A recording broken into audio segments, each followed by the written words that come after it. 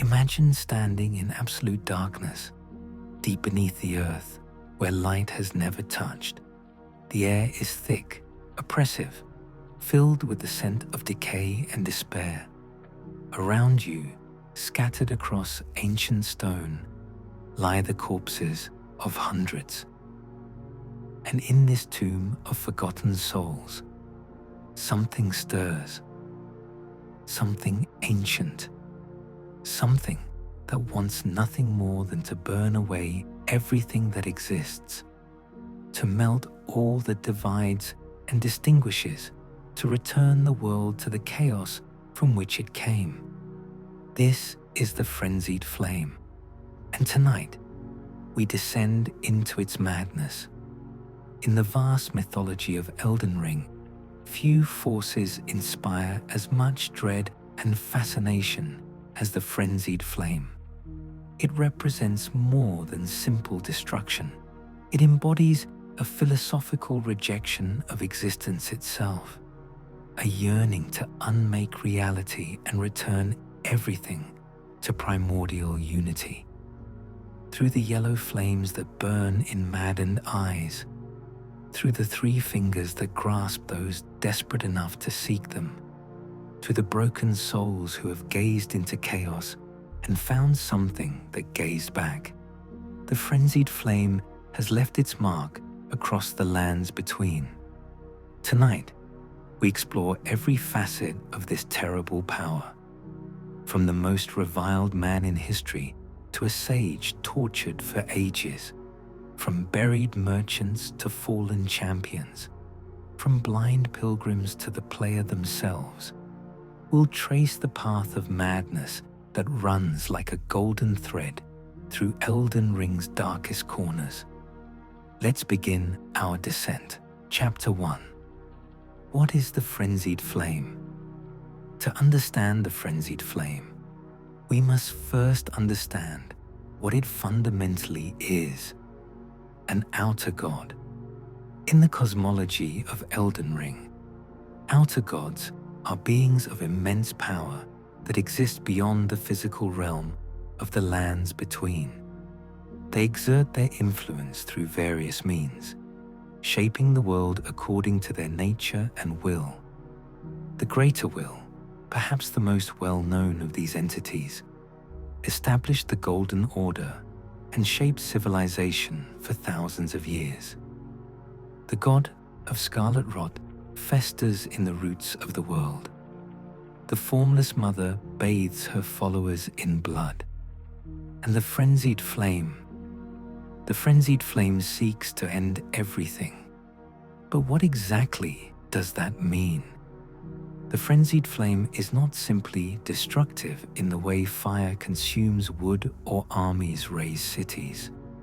It represents something far more absolute: the complete dissolution of all distinction, all separation, all individuality.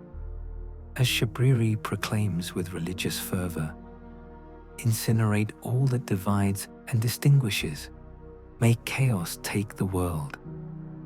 This is not the chaos of disorder or randomness. This is the chaos of undifferentiation, the state that existed before the Greater Will imposed order and hierarchy upon the universe, before life and death became separate, before individuals became distinct from one another, before anything had a name or a nature or a purpose. The Frenzied Flame wants to melt everything back into that primordial soup, to unmake creation itself. The incantation descriptions in the game paint this picture vividly.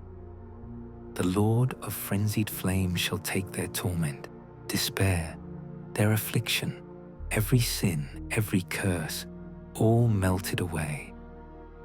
This sounds almost merciful, doesn't it? Like a balm for suffering. And perhaps that's part of the Frenzied Flame's terrible appeal. It offers an end to pain through the ending of everything. No more suffering because there's nothing left to suffer. No more injustice because there's no one left to be wronged. No more struggle because existence itself has been erased. The frenzied flame manifests through madness, a status effect unique to its influence. When you encounter enemies touched by the flame, when you fight those who have embraced chaos, you'll see the yellow glow building in your character's eyes. Hear the crackling of invisible flames. Feel the meter rising until suddenly, violently, it erupts. Your health and FP drain in an instant as the madness takes hold, as your mind touches something it was never meant to comprehend. This isn't just a gameplay mechanic. It's a representation of what the frenzied flame does to consciousness itself. It rends sanity. It tears at the fundamental structures that allow a mind to function, that allow a person to maintain their sense of self. Those who gaze too long into the flame don't just go mad in the conventional sense. They begin to see the truth the flame reveals, that all of this, all of existence, is a mistake, that separation is suffering, that the only peace lies in oblivion. The visual language of the frenzied flame reinforces this horror. Yellow and red flames that look wrong, that burn with colors that hurt to perceive, eyes that glow with inner fire, bleeding with madness, burns that mark flesh not with simple scars, but with fingerprints, as if reality itself has been grasped too tightly and left impressions in the skin. The aesthetic is one of violation, of something that should not be touching you, reaching in and changing you at a fundamental level. What makes the frenzied flame particularly terrifying in Elden Ring's lore is its apparent inevitability. Unlike other threats that can be fought, defeated, sealed away, the frenzied flame represents an ever-present possibility. As long as there is suffering, as long as there is despair, as long as someone exists who looks at the world and thinks it would be better if none of this had ever been, the frenzied flame can find purchase. It doesn't need to be summoned through elaborate rituals or ancient pacts. It emerges naturally from the darkness in human hearts, from the despair that comes from being alive in a cruel world. The game reinforces this through environmental storytelling. You find evidence of the frenzied flame in unexpected places. A tower in Leonia, where villagers have succumbed wholesale to madness, their eyes burning yellow as they wander without purpose or reason. Corpses marked with fingerprint burns scattered across the realm. Incantations passed down through generations.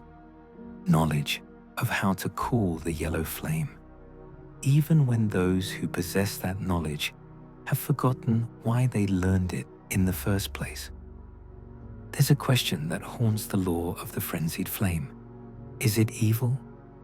The game never explicitly states this, but the description of the flame itself calls it heinous and says it can only be classified as evil.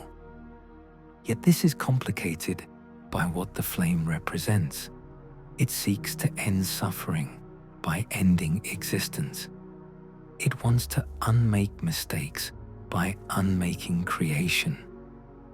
From a certain perspective, particularly the perspective of someone who has experienced profound trauma or injustice, this might seem not good perhaps, but understandable, merciful even. This moral ambiguity is deliberate. The frenzied flame is evil not because it inflicts suffering for pleasure, like Mog's blood rituals or the horrors of the Dung Eater, but because it would destroy everything beautiful and meaningful along with everything terrible. It doesn't discriminate. It doesn't judge. It simply burns. The mother holding her child, the artist creating beauty, the scholar pursuing knowledge, the lovers in their happiness. All of it melts away just the same as the tyrant and the torturer. The power of the frenzied flame is immense. We see this in multiple ways throughout the game. Midra, tortured for untold ages with a sword through his body, finally becomes the lord of frenzied flame and transforms into something beyond mortal comprehension, his head replaced by a burning sphere of yellow flame. Vike, who came closer than any other tarnished to becoming Elden Lord, was utterly corrupted by a single touch of the three fingers. Even objects associated with the flame carry its taint. The fingerprint stone shield, carved with the imprint of the three fingers, is described as containing the very seeds from which frenzy first sprouted. Yet despite this power, despite its apparent inevitability, the frenzied flame can be resisted. Miquella's needle, crafted by the most brilliant of Marika's children, can ward away the influence of outer gods when used in a place beyond time. This tiny golden needle represents something profound, the idea that even the most fundamental forces of the cosmos are not absolute. That free will, however fragile, however temporary, exists. That one can touch the flame and pull back, can feel the pull of oblivion and choose to remain in existence. The frenzied flame exists in direct opposition to the greater will, and this opposition is built into the very symbolism of how these outer gods interact with the world. The greater will uses the two fingers as its envoys, communicating through these massive alien appendages that gesture and interpret divine will. The frenzied flame has the three fingers. Together, they make 5, a complete hand. This is not coincidence. It suggests something profound about the relationship between order and chaos, between the greater will's imposition of structure and the frenzied flame's desire to unmake that structure. Some theorize that these two forces were once one, that they split from a primordial unity called the One Great. Hyeta, blind maiden and eventual prophet of chaos, speaks of this when she says, "All that there is came from the One Great." According to this theory, the act of separation itself, the greater will imposing distinction and hierarchy on the cosmos, created its opposite, the force that seeks to undo all distinction and return everything to unity. The frenzied flame would then be not just an enemy of the Golden Order, but a consequence of its very existence, a shadow cast by the light, an answer to the question, what if order itself was the mistake? This philosophical framework elevates the frenzied flame beyond simple villainy. It becomes a fundamental aspect of existence, as necessary and inevitable as the greater will itself. You cannot have creation without the possibility of uncreation. You cannot have order without the potential for chaos. They are twins, opposites, two sides of the same coin. And the tragedy is that both are, in their way, right. The greater will creates beauty and meaning, but also suffering and injustice. The frenzied flame would end that suffering, but also destroy that beauty and meaning. The lands between, caught between these two cosmic forces, becomes a battleground, not just for physical control, but for the very nature of reality itself. And the player, the tarnished, can choose which side wins. They can reinforce the order of the greater will through various endings, reshape it through Rani's Age of Stars, or they can embrace the flame and burn it all away. The choice is genuinely meaningful because both options carry real philosophical weight. In the end, the Frenzied Flame is perhaps the most honest of all the outer gods in Elden Ring. It doesn't pretend to offer paradise or redemption or a better world. It offers oblivion, pure, simple, complete. Everything that hurts, everything that divides, everything that distinguishes. Gone, not transformed, not elevated, erased. And for some, in the depths of their despair, that sounds like the only mercy left in a merciless world. Chapter 2.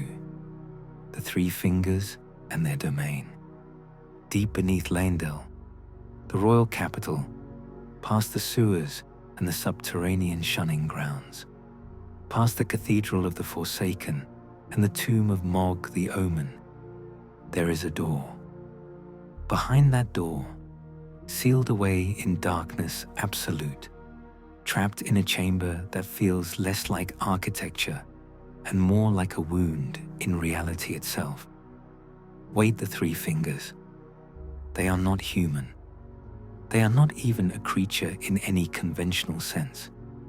The Three Fingers appear as exactly what their name suggests: three burning, smouldering appendages that form a grotesque hand, a mockery of mortal form rendered in flesh that seems eternally on the verge of combusting.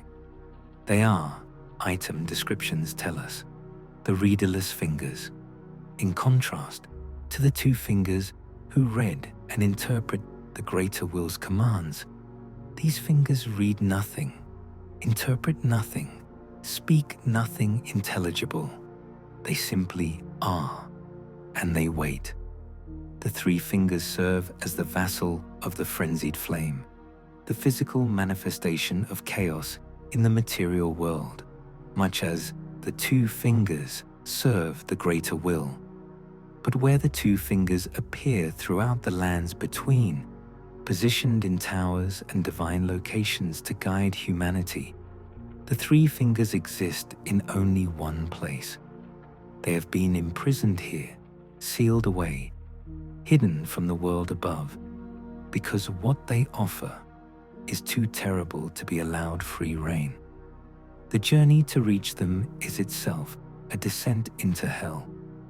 First, you must make your way to Leyndell, royal capital, the seat of power in the lands between. This requires defeating multiple demigods, gathering great runes, proving yourself worthy to stand before the Erdtree itself.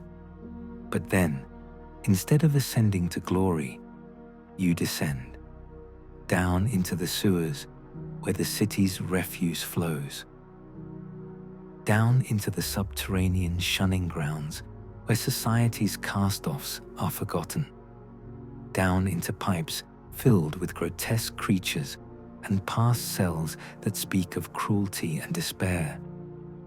Eventually, you reach the underground roadside site of grace, and from there, the path continues deeper still, through traps and ambushes, through areas designed to kill or maim the unwary, until finally you confront Mog the Omen. This version of Mog is weaker than his true form in Morgwyn Palace, but he serves as the final guardian before the greatest secret. Defeat him, and you can approach the altar at the back of the Cathedral of the Forsaken. Hit that altar, and it reveals what it was hiding: a secret passage, a hole in the wall that leads to something the Golden Order wanted desperately to keep hidden. What you find beyond defies easy description. You emerge into a massive underground chamber, impossibly vast, filled wall to wall and floor to ceiling with corpses. Hundreds of bodies, thousands perhaps, piled and scattered across every available surface. They are all merchants, all members of the nomadic tribes that once wandered freely across the lands between. And among the dead, scattered here and there, a few survivors remain. They sit playing their instruments, making sad, beautiful music in the darkness, surrounded by the mass grave of their people. This is not just a chamber. It is a tomb, a crypt, a monument to genocide hidden beneath the foundations of the most glorious city in the world. The Golden Order, in its quest for purity and perfection, identified the merchants as a threat, accurately as it turned out, and dealt with them in the most brutal way imaginable. They were sealed down here, alive, entombed beneath tons of stone and earth, left to die slowly in the absolute darkness. And in their despair, in their rage and agony and helplessness, they did something that would haunt the lands between forever. They summoned the Three Fingers. How exactly this summoning occurred, we can only speculate. The item descriptions mention that the merchants chanted a curse of despair and that this brought forth the flame of frenzy. Perhaps there was always a connection between the merchants and chaotic forces, hence why the Golden Order felt threatened. Perhaps the act of being buried alive, the suffering compressed into this space, was itself enough to call forth an outer god of chaos. Or perhaps, in their darkest moment, the merchants simply cried out for anything that could end their agony, and something answered. Regardless of the mechanism, the result was the physical manifestation of the Three Fingers in this chamber. They emerged, or were created, or were drawn here by the concentrated suffering, and they have remained ever since, trapped but not destroyed, sealed but not truly contained. Because how do you contain an idea? How do you seal away the possibility of chaos, the option of oblivion, the choice to burn it all away? The Three Fingers themselves are remarkably simple in their presentation. Unlike the Two Fingers, which gesture and communicate through interpreters, the Three Fingers simply reach out and touch you. That's all they do. That's all they need to do. One touch, one embrace, and you are forever marked. The flame of frenzy enters your body, brands itself into your flesh with fingerprint scars that burn yellow and orange, and changes you fundamentally and irreversibly. Well, almost irreversibly. The only way to remove the Frenzied Flame's mark is through Miquella's needle, used at the heart of crumbling Farum Azula in a place beyond time, at the site where Dragon Lord Placidusax once communed with his own outer god. This specific, elaborate, nearly impossible process is the only counter to a simple touch. The fact that such extreme measures are necessary speaks to the power of what the Three Fingers bestow. To reach the Three Fingers themselves, you must navigate the treacherous parkour challenge of the Merchant Tomb. Wooden beams span the pit, coffins and tombstones protrude from the walls, offering precarious footing. One wrong jump, one moment of imperfect timing, and you plummet to your death among the bodies of the merchants. It's appropriate, really. Those who seek the Three Fingers must descend through a monument to suffering. must navigate past the consequences of the Golden Order's cruelty, must see what despair looks like when concentrated and preserved. At the very bottom of this pit, you find the Frenzied Flame prescription site of grace, and ahead of you, a door. This door cannot be opened while you wear armor or weapons. You must strip yourself bare, vulnerable, and exposed to proceed. This requirement is never explained, but its symbolic weight is immense. To meet the Three Fingers, you must shed your protection, your identity, everything that marks you as a warrior or a lord, or even a civilized being. You must approach chaos as you entered the world, naked and defenseless. Push open that door, and you enter a small chamber, empty except for one thing: the Three Fingers themselves, massive and terrible, emanating heat and wrongness. They don't wait for you to approach. They don't ask permission. The moment you enter, a cutscene triggers. The Three Fingers reach out with horrifying speed and grab you, pulling you into an embrace that sears and burns and changes you forever. Your character screams, writhes, tries desperately to pull away. It doesn't help. The flames wash over you, through you, into you. They burn away your eyes, replace them with yellow fire. They brand their fingerprints into your flesh in a pattern that will never fade. They fill you with their purpose, their hunger, their desire to see everything burn. And when they release you, when you stumble back gasping and changed, you are no longer simply tarnished. You are touched by chaos. You are marked by madness. You are a candidate to become the Lord of Frenzied Flame. The game handles this moment with appropriate gravity. This is not a temporary debuff or a status effect that wears off. This is a fundamental change to your character's story and your available endings. Accept the Frenzied Flame, and you are locked into one specific conclusion unless you go through the elaborate process of obtaining and using Miquella's Needle. The game warns you about this through Hayata's questline, through Melina's reactions, through the sheer difficulty of reaching this place. But it doesn't stop you. If you want chaos, if you want to burn the world, if you want to melt all that divides and distinguishes, the Three Fingers will grant your wish. The chamber itself, once you've recovered from the embrace, is worth examining. It's remarkably small and plain. No decorations, no religious iconography, nothing to suggest this is a place of worship or power. Just bare stone walls, a dirt floor, and the Three Fingers themselves. This minimalism feels deliberate. The Golden Order builds grand cathedrals, erects massive statues, creates beauty and splendor to showcase divine favor.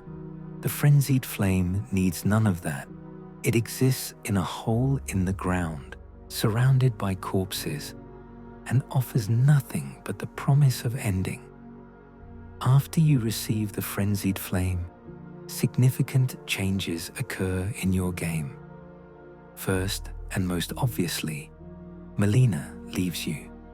Your maiden, who has accompanied you since the beginning, who sacrificed herself to burn the Erdtree if you didn't embrace the flame, abandons you completely. Her final words are a promise. She will kill you, as it is her destiny. She sees you not as her tarnished anymore, but as something that must be stopped, something that threatens everything she serves. Second, you can now see the mark on yourself. Yellow eyes that glow with inner fire, burns across your body in the pattern of the Three Fingers grasp. Your character model has permanently changed, carrying visible evidence of what they've embraced. NPCs don't comment on this, an unfortunate limitation of the game's design, but the visual reminder is always present. You are no longer quite human. You are touched by something beyond mortality. Third, and most practically, you can summon Shabriri as a cooperator for the fight against Godfrey if you've encountered him. The Herald of Chaos will fight alongside you against the first Elden Lord, a deeply ironic alliance. Order and chaos working together, if only temporarily, to achieve a goal that will ultimately serve Chaos's purposes. The Three Fingers themselves never move from their chamber. They don't pursue you, don't send agents to check on your progress, don't communicate further after that initial touch. They simply wait, knowing that what they've set in motion cannot be stopped by any power except one. You are their vessel now, their chosen. And when you finally reach the Erdtree, when you become Elden Lord in your own twisted way, you will complete what they began all those ages ago when desperate merchants called out in the darkness. The symbolism of the Three Fingers being buried beneath Leyndell cannot be overstated. The capital city, seat of the Golden Order, bastion of civilization and law, is literally built on top of chaos. The foundations of order rest on buried suffering, on hidden atrocities, on secrets sealed away, but never truly gone. You can build temples and palaces, establish laws and hierarchies, create systems of beauty and meaning, but beneath it all, in the deepest darkness, chaos waits. It has always waited. It will always wait, because it is not separate from order.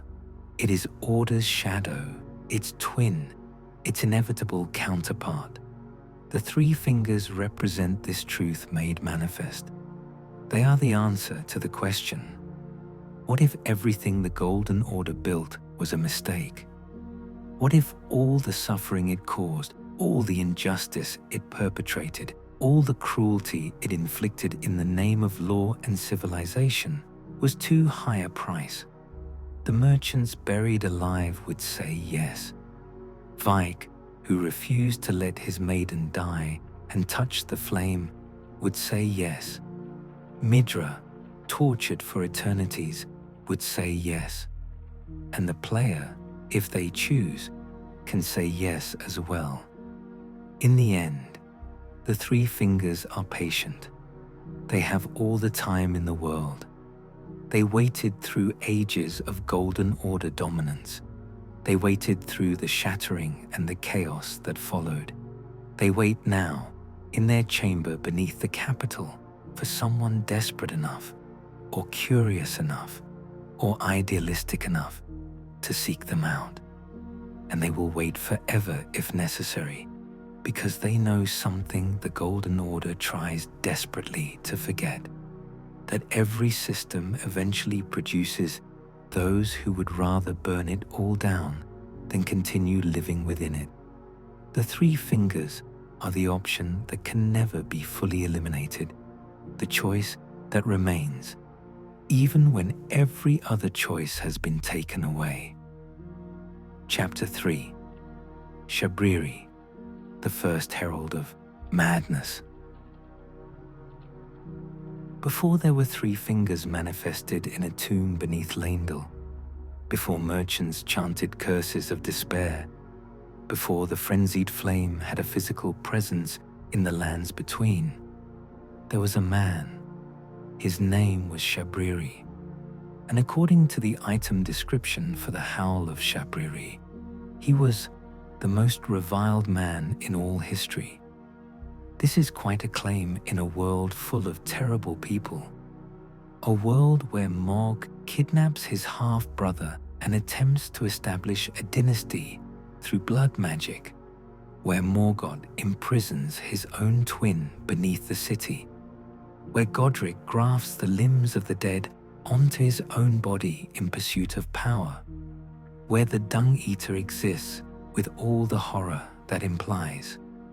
Yet Shabriri is the most reviled, not the most powerful, not the most destructive, but the most hated.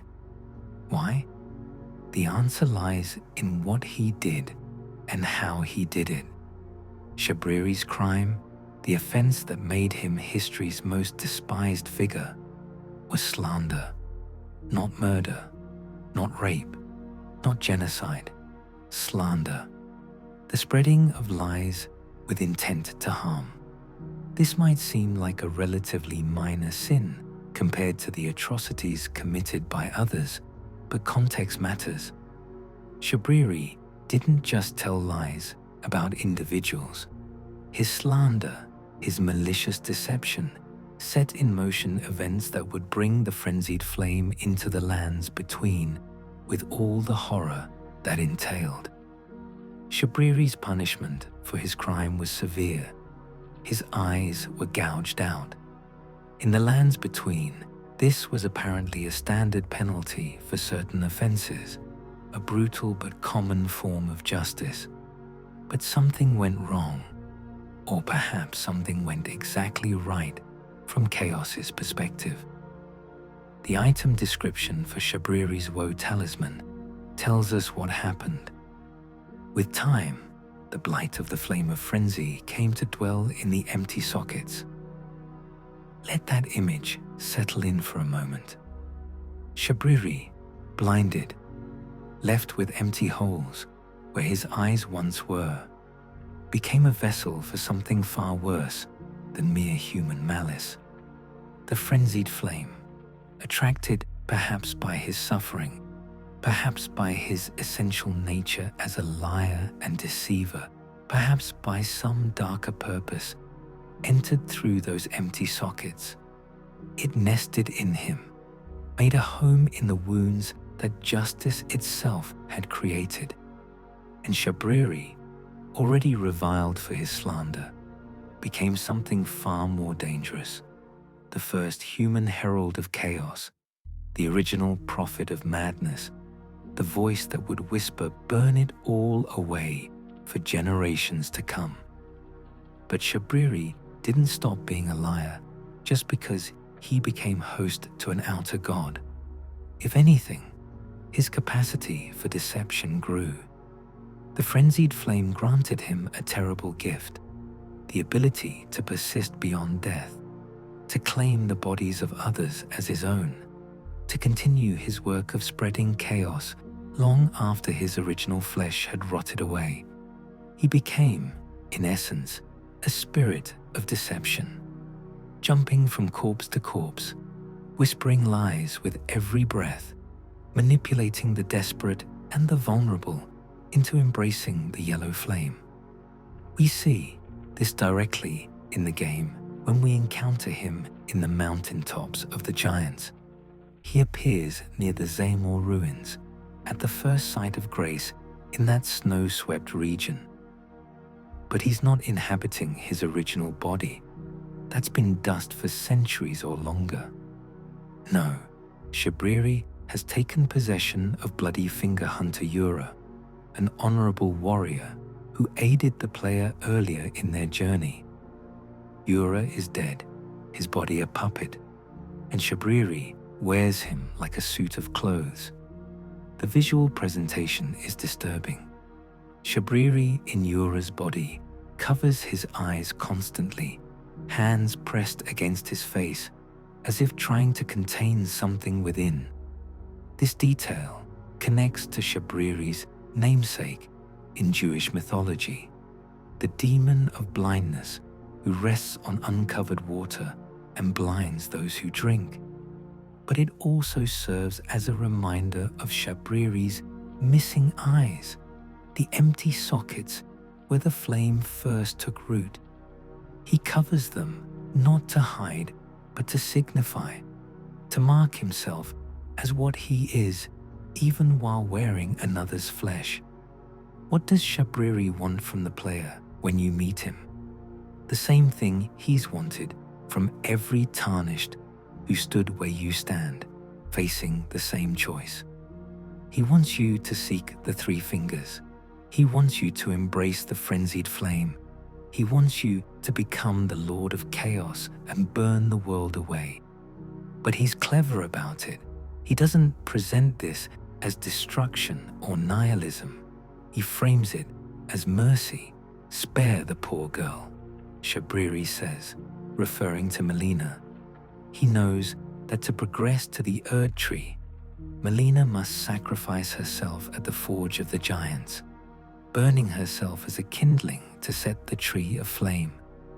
He knows this weighs on you, or should, if you have any attachment to your maiden. And he offers an alternative. If you inherit the flame of frenzy, your flesh will serve as kindling and the girl can be spared. It's a brilliant manipulation. He takes something good, the desire to save someone you care about, and twists it toward chaos. He presents becoming the Lord of Frenzied Flame not as embracing oblivion, but as an act of selfless sacrifice. You'll burn instead of her. You'll spare her the pain. Isn't that noble? Isn't that right? But he doesn't mention that Melina will hate you for this choice.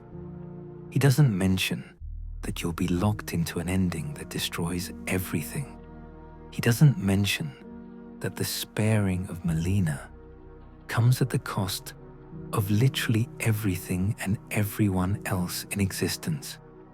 These are lies of omission, the most effective kind, and Shabriri is a master of them. The game shows you that Shabriri's words have power. After this encounter, when you rest at a site of grace, Melina will speak to you with unusual urgency. She warns you explicitly against following Shabriri's advice. However ruined this world has become, however mired in torment and despair, life endures, births continue. There is beauty in that, is there not? She understands what Shabriri is trying to do, sees through his manipulation, and begs you not to fall for it. But Shabriri's influence extends far beyond this one conversation. His legacy permeates the lore of the Frenzied Flame in ways both obvious and subtle. The Shabriri grapes, those yellowing eyeballs that some unfortunate souls offer to the blind maiden Hieta, are named after him. These aren't just symbolic, they're literal manifestations of his influence. To consume a Shabriri grape is to bring the Frenzied Flame closer, to let it seep into your perception, to start seeing that distant light Hieta describes. They're communion wafers for the Church of Chaos, and they bear his name. The howl of Shabriri incantation channels his voice, literally. Use this spell, and you release a maddening shriek that causes madness build up in foes nearby. But crucially, it also causes madness build up in the caster and makes enemies more likely to target them. Shabriri's influence harms even those who channel it. The Frenzied Flame doesn't protect its own. It spreads madness indiscriminately, touching believer and victim alike. What was Shabriri's original slander? What lies did he tell that earned him such infamy? The game never tells us explicitly, though the pieces suggest a troubling possibility. The nomadic merchants were accused of heretical beliefs and buried alive beneath Leyndell.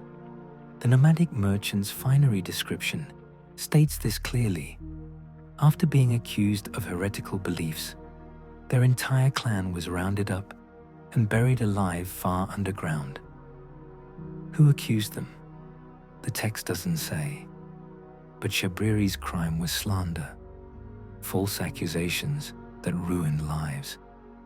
Given his connection to the Frenzied Flame and the merchant's eventual summoning of chaos in their tomb, it's worth considering whether his lies set these events in motion.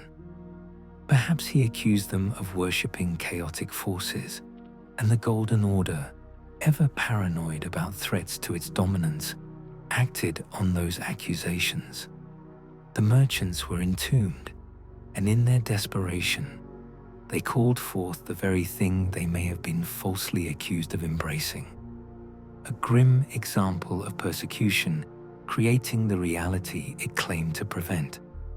Whether Shabriri directly caused the merchant's fate or simply represents the pattern of how lies and cruelty birth chaos, his legacy remains. Slander that didn't just ruin lives, but may have created the conditions for the Frenzied Flame to manifest physically in the lands between. His lies became truth through the cruelty they inspired. The merchants, unjustly accused of worshipping chaos, chanted curses of despair in their tomb and brought chaos into being.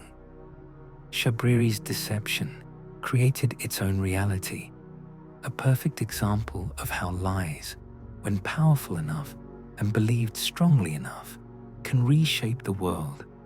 This makes Shabriri far more than a simple villain. He's a catalyst, a corruption vector, the living embodiment of how evil can spread through deception rather than force.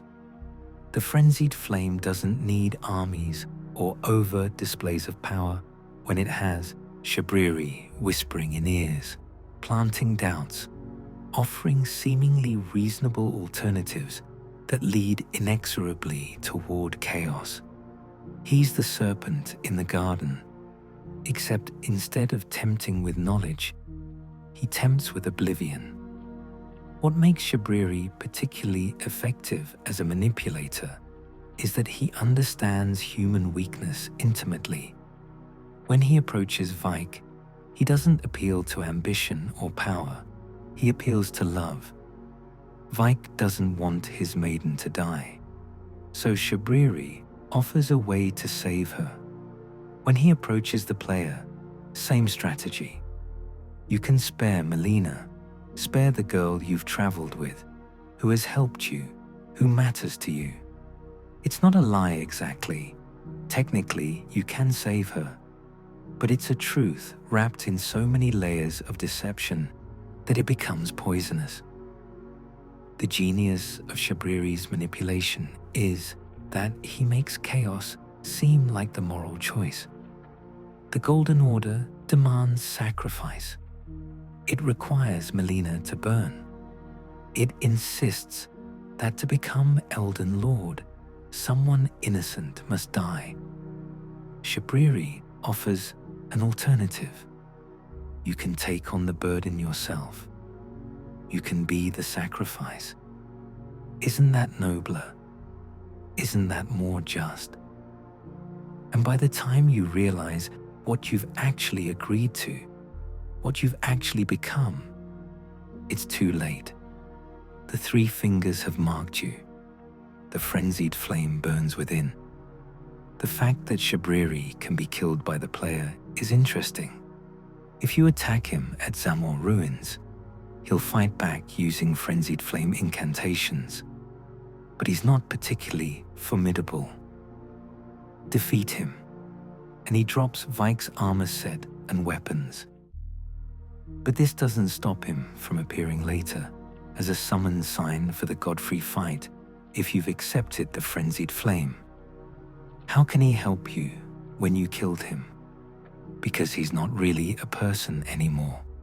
He's a principle, an idea, a recurring pattern of deception that takes flesh when needed and abandons it when convenient. His final words, when defeated, are telling. I am chaos incarnate, and chaos cannot die. May chaos take the world. May chaos take the world. Even in death, he preaches. Even defeated, he advocates for oblivion. Because Shabriri understands something fundamental. You can kill a body, silence a voice, end a life, but you cannot kill an idea. As long as someone, somewhere, is suffering enough to want the world to burn, chaos has a foothold. Shabriri is merely its most eloquent spokesman. The connection to Jewish mythology through his name adds another layer. In those traditions, Shabriri is a demon of blindness, and there's a ritual warning against drinking water that's been uncovered at night because Shabriri rests there. In Elden Ring, this translates to Shabriri being the source of the blindness that madness brings, the inability to see reality clearly, the vision clouded by yellow flame.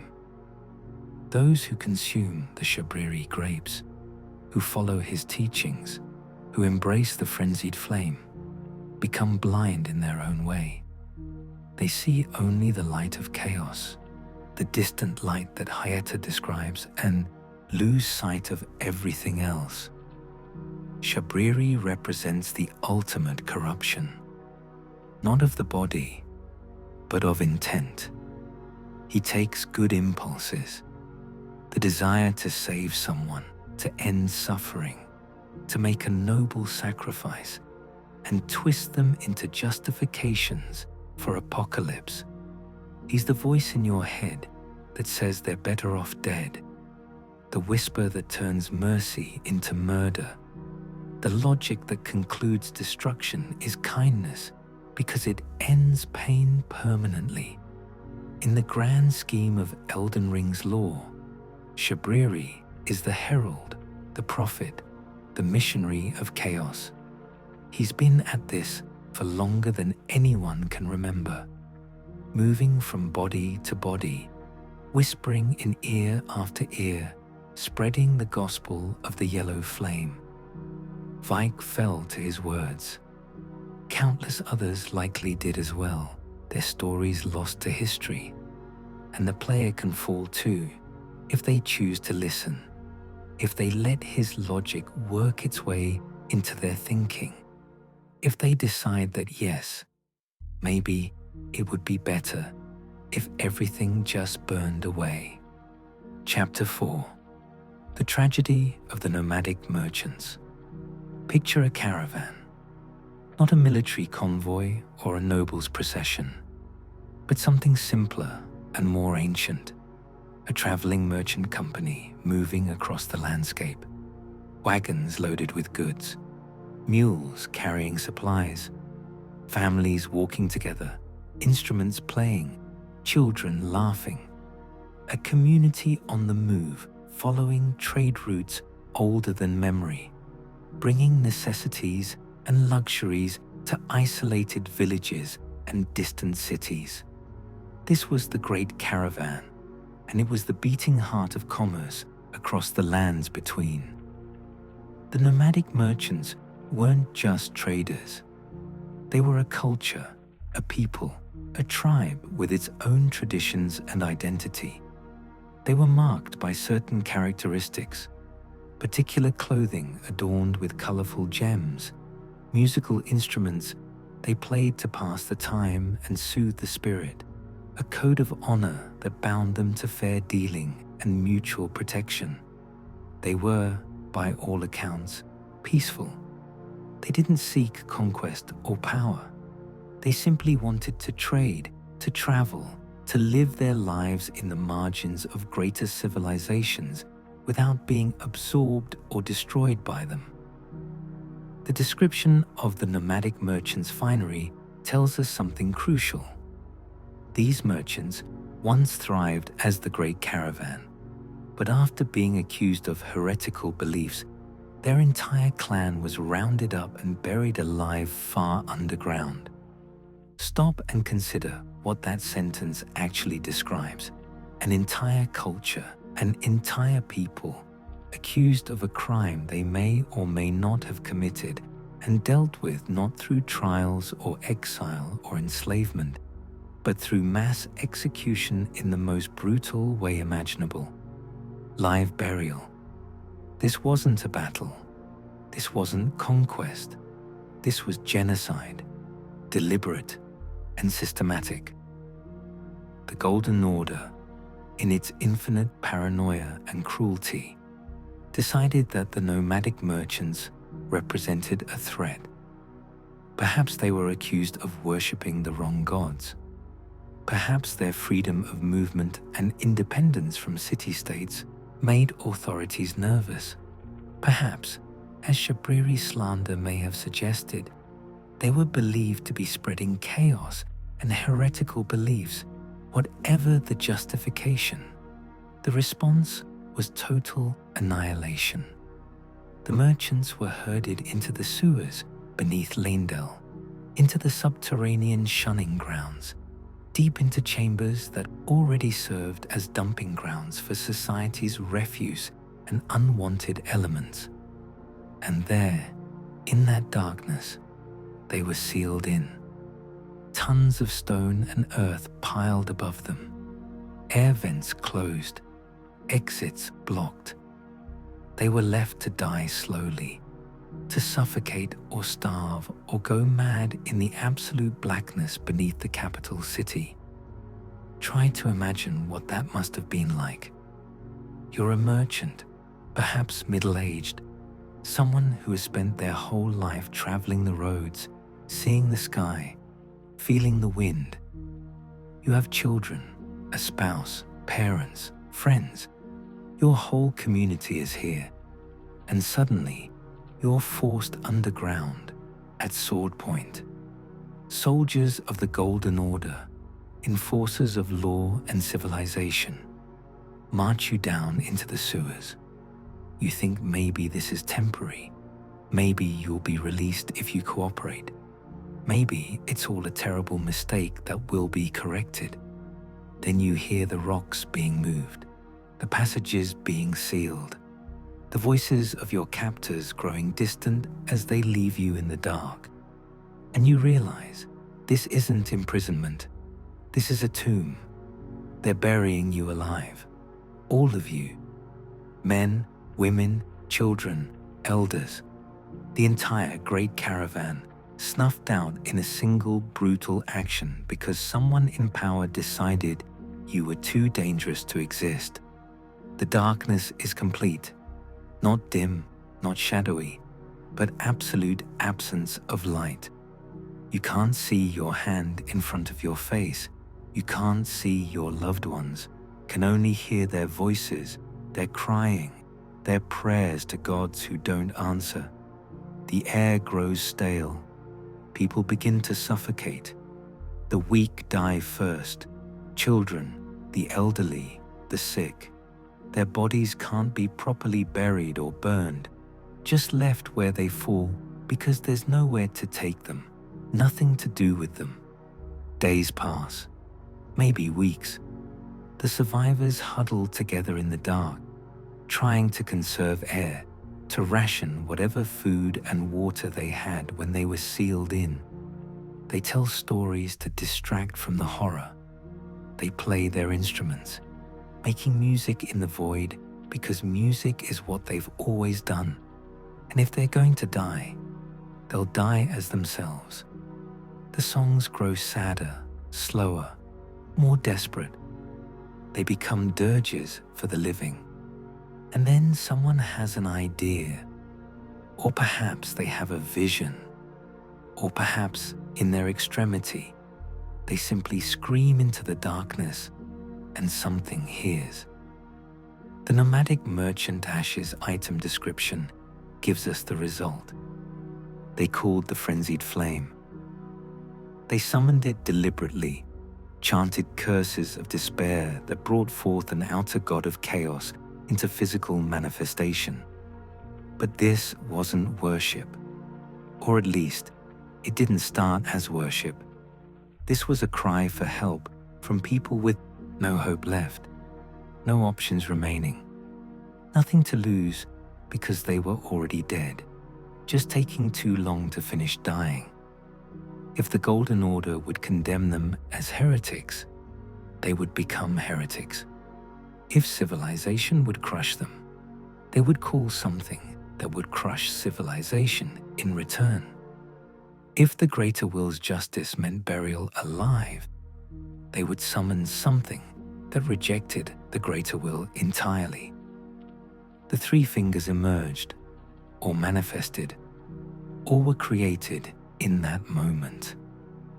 The frenzied flame, drawn by concentrated suffering and desperate invocation, took physical form in the tomb beneath Lanedale, and the merchants, dying in the dark, became its first true believers. Not because they loved chaos, but because chaos was the only thing that offered them anything at all. The promise that everything that had been done to them would be undone, that the world that had murdered them would be unmade, that distinction and division would be melted away, and they could return to the primordial unity where suffering doesn't exist because existence itself doesn't exist. Some survived. The fact that you encounter living merchants when you descend into their tomb proves this. These survivors sit among the corpses of their people, playing their sad instruments, creating beautiful music in the ugliest place imaginable. They've been down here for how long? Decades? Centuries? The timeline is unclear, but it's been long enough for their persecution to become a footnote, for the Golden Order to forget what it did, for the world above to carry on as if the merchants never existed. But the survivors remember, and they've been changed by what they've experienced. When you attack a nomadic merchant in the world above, and you can, though doing so makes you complicit in the Golden Order's genocide, they defend themselves with frenzied flame incantations. Their eyes glow yellow, they shoot chaos at you. The peaceful traders have been touched by something terrible, and it's written into them now, passed down through whatever remnant of their community still exists. The tragedy of the merchants isn't just that they were murdered, it's that they were right. The Golden Order did fear them, did see them as a threat, because the merchants represented something the Order couldn't tolerate: freedom of movement, independence from hierarchical structures, a way of life that existed outside its control.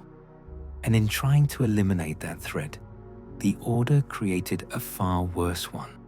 The merchants who would have lived peacefully, trading and traveling, became the unwitting source of the frenzied flame's physical presence in the lands between.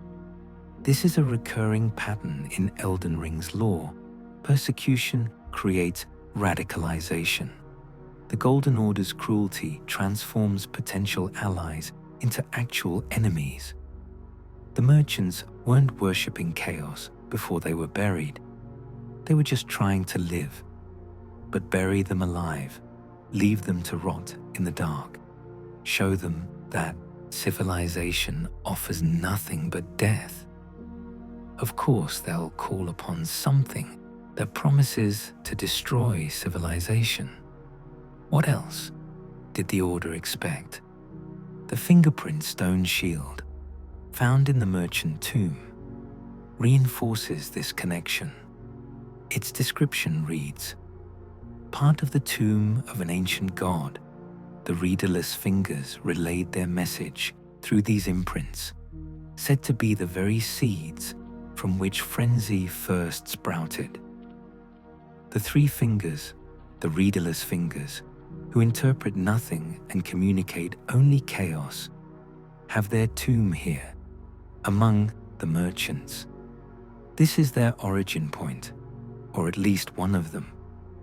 The place where the frenzied flame became manifest enough to leave physical marks, to create artifacts, to establish a presence that would last for ages. There's a cut quest line. that would have made this tragedy even more explicit. Merchant Calais, the first merchant you meet in Limgrave, was supposed to have a quest where he learned about what happened to the great caravan. He would have discovered the tomb, understood the fate of his ancestors, and potentially even sought out the Three Fingers himself. The fact that this was cut from the game doesn't erase it from the lore. It simply leaves it as a shadow, a hint of connections that weren't fully explored but remain implicit in the world structure. The surviving merchants carry this history with them, whether they know it or not. The item descriptions mention they're bound by a code. They cannot lament their solitude or seek sympathy, and they show no mercy to any who harm them. This code exists because of trauma. They learned, in the worst way possible, that sympathy from the powerful is a lie, that society will smile while grinding you beneath its boot, that mercy is a luxury afforded only to those with power. So they ask for no mercy and offer none in return. When you kill a merchant, and again you can, though you probably shouldn't, they sometimes say, "How could you? What have I ever done?" It's a genuine question, tinged with despair and confusion. What have they done? They traded fairly. They harmed no one. They lived quietly on the margins. And yet people attack them, steal from them, murder them for their bell bearings. The cycle of violence that began with the Golden Order's genocide continues in microcosm every time a player decides that killing NPCs for loot is acceptable. The merchant's connection to the Frenzied Flame raises uncomfortable questions about justice and radicalization. Were they right to summon chaos? Is it morally justified to call for the destruction of everything when you've been subjected to genocidal violence? The game doesn't answer these questions definitively, but it presents them seriously. The merchants aren't portrayed as villains. They're portrayed as victims who became unwitting catalysts for something terrible because the alternative was dying in the dark with no one to remember them. There's also the question of whether Shabriri's slander was actually false. If he accused the merchants of worshipping chaos and they later summoned the Frenzied Flame, was he somehow predicting the future? Or did his lie become truth through a self-fulfilling prophecy? The game leaves this deliberately ambiguous, but the implication is dark. Sometimes persecution doesn't prevent radicalization, it causes it. Sometimes the accusations authorities make about threats aren't accurate assessments of current reality, but rather blueprints for what they'll create through their own cruelty. The mass grave beneath Leindel stands as a monument to the Golden Order's ultimate failure. For all its claims to civilization, justice, and divine mandate, it committed atrocity on a massive scale and then forgot about it. The corpses piled in the dark, the survivors playing sad music, the Three Fingers waiting in their chamber.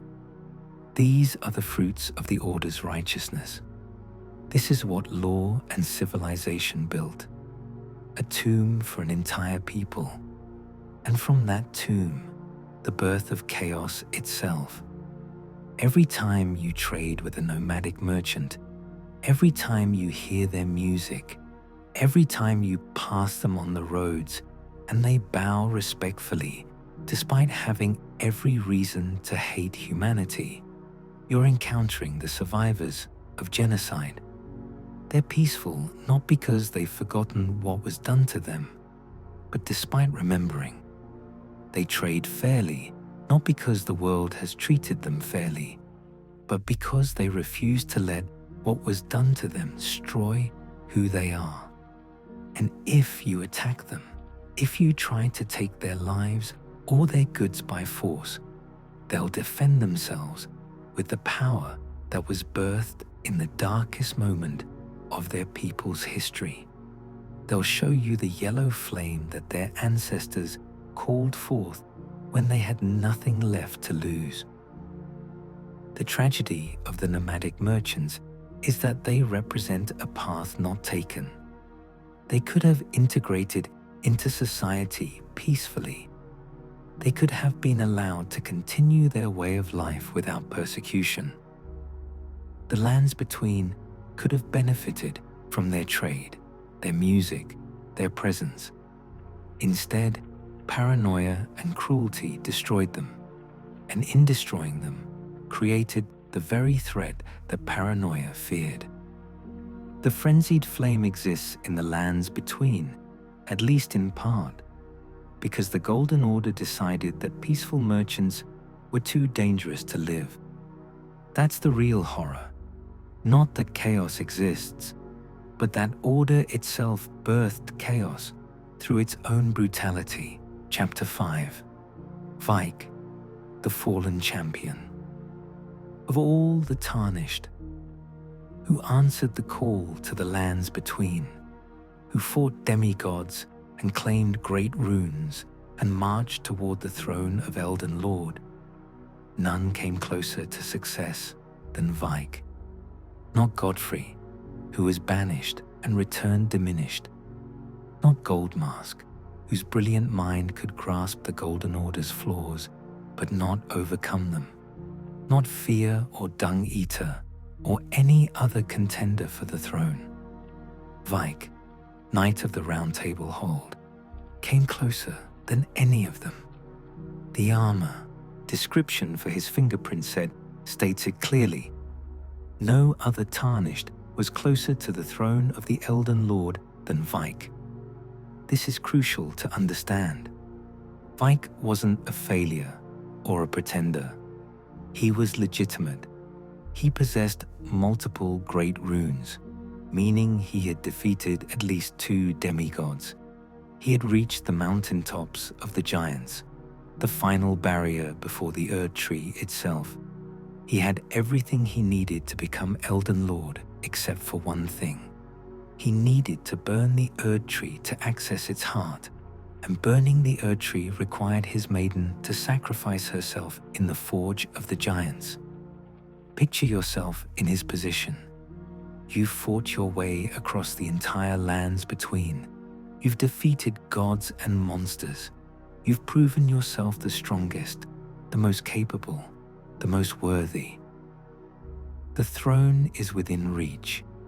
Glory, power, the chance to reshape reality itself according to your will.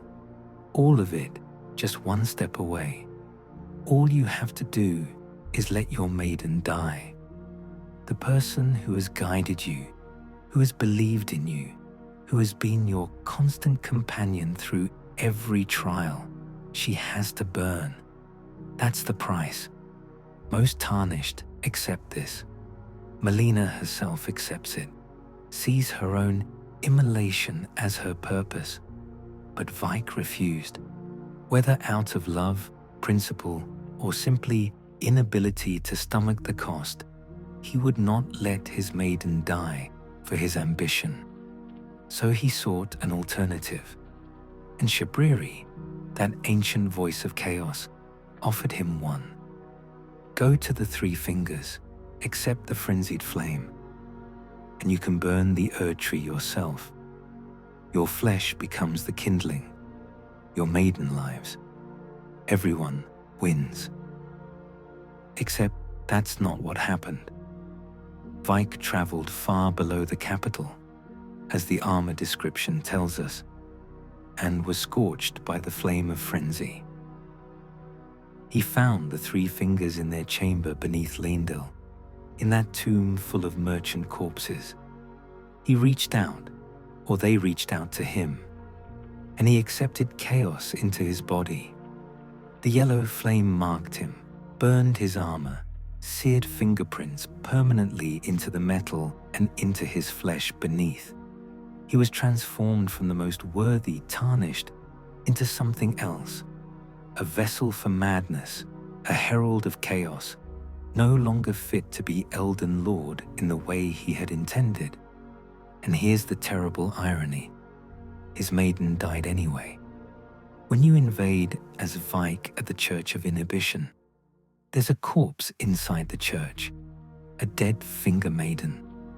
The character files identify her as Vike's finger maiden.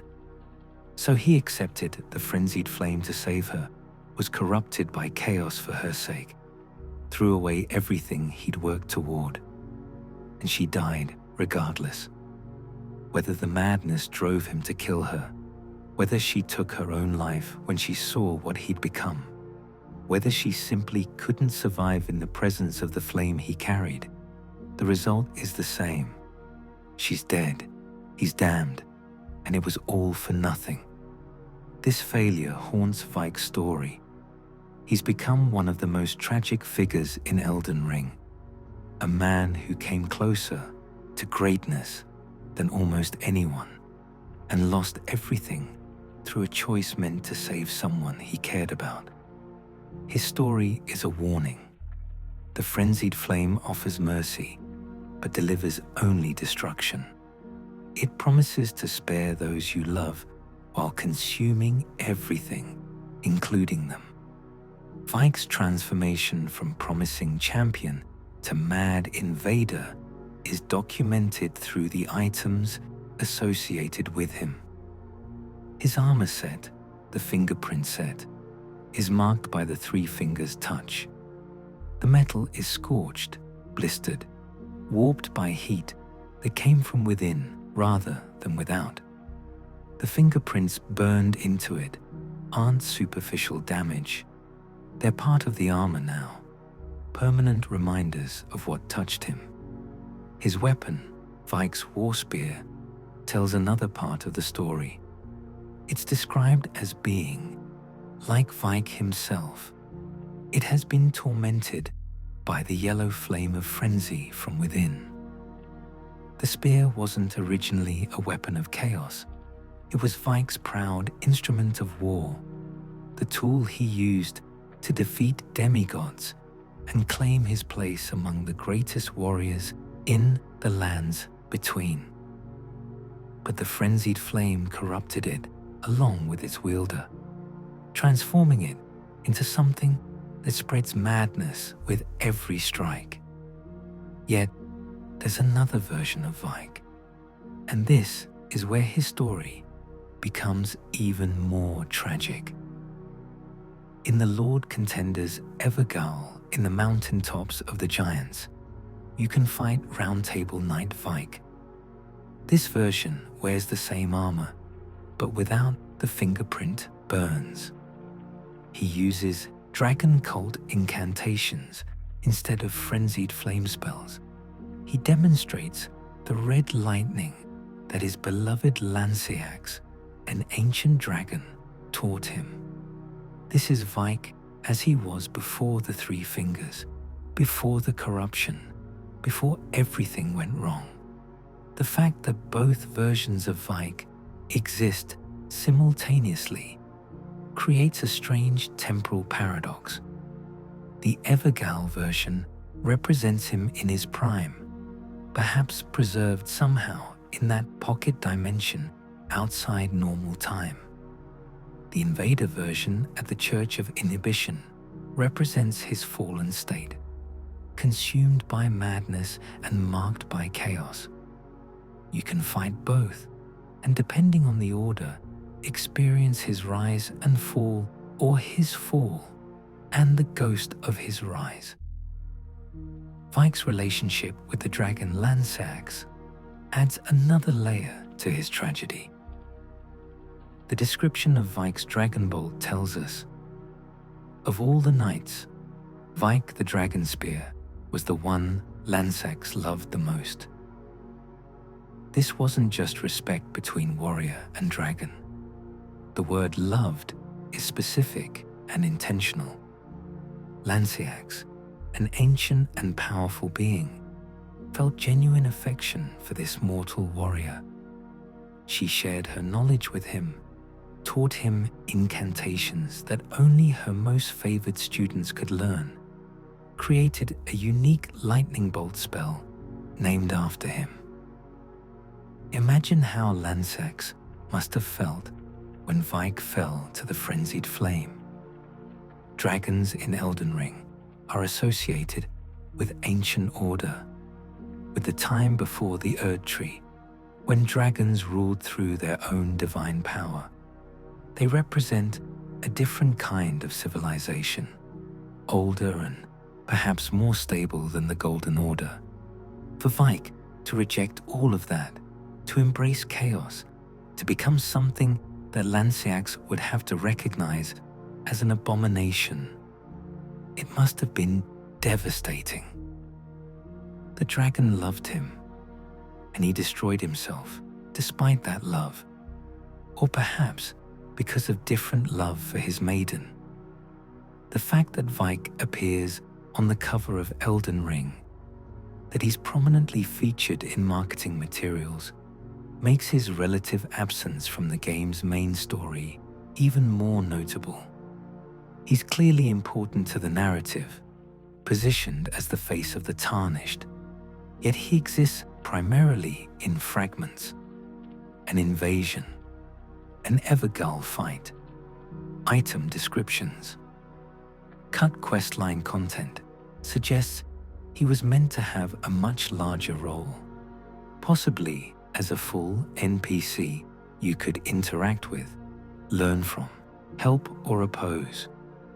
What we got instead is a ghost story, the remnants of a character whose tragedy defines the Frenzied Flame's nature more effectively than any exposition could.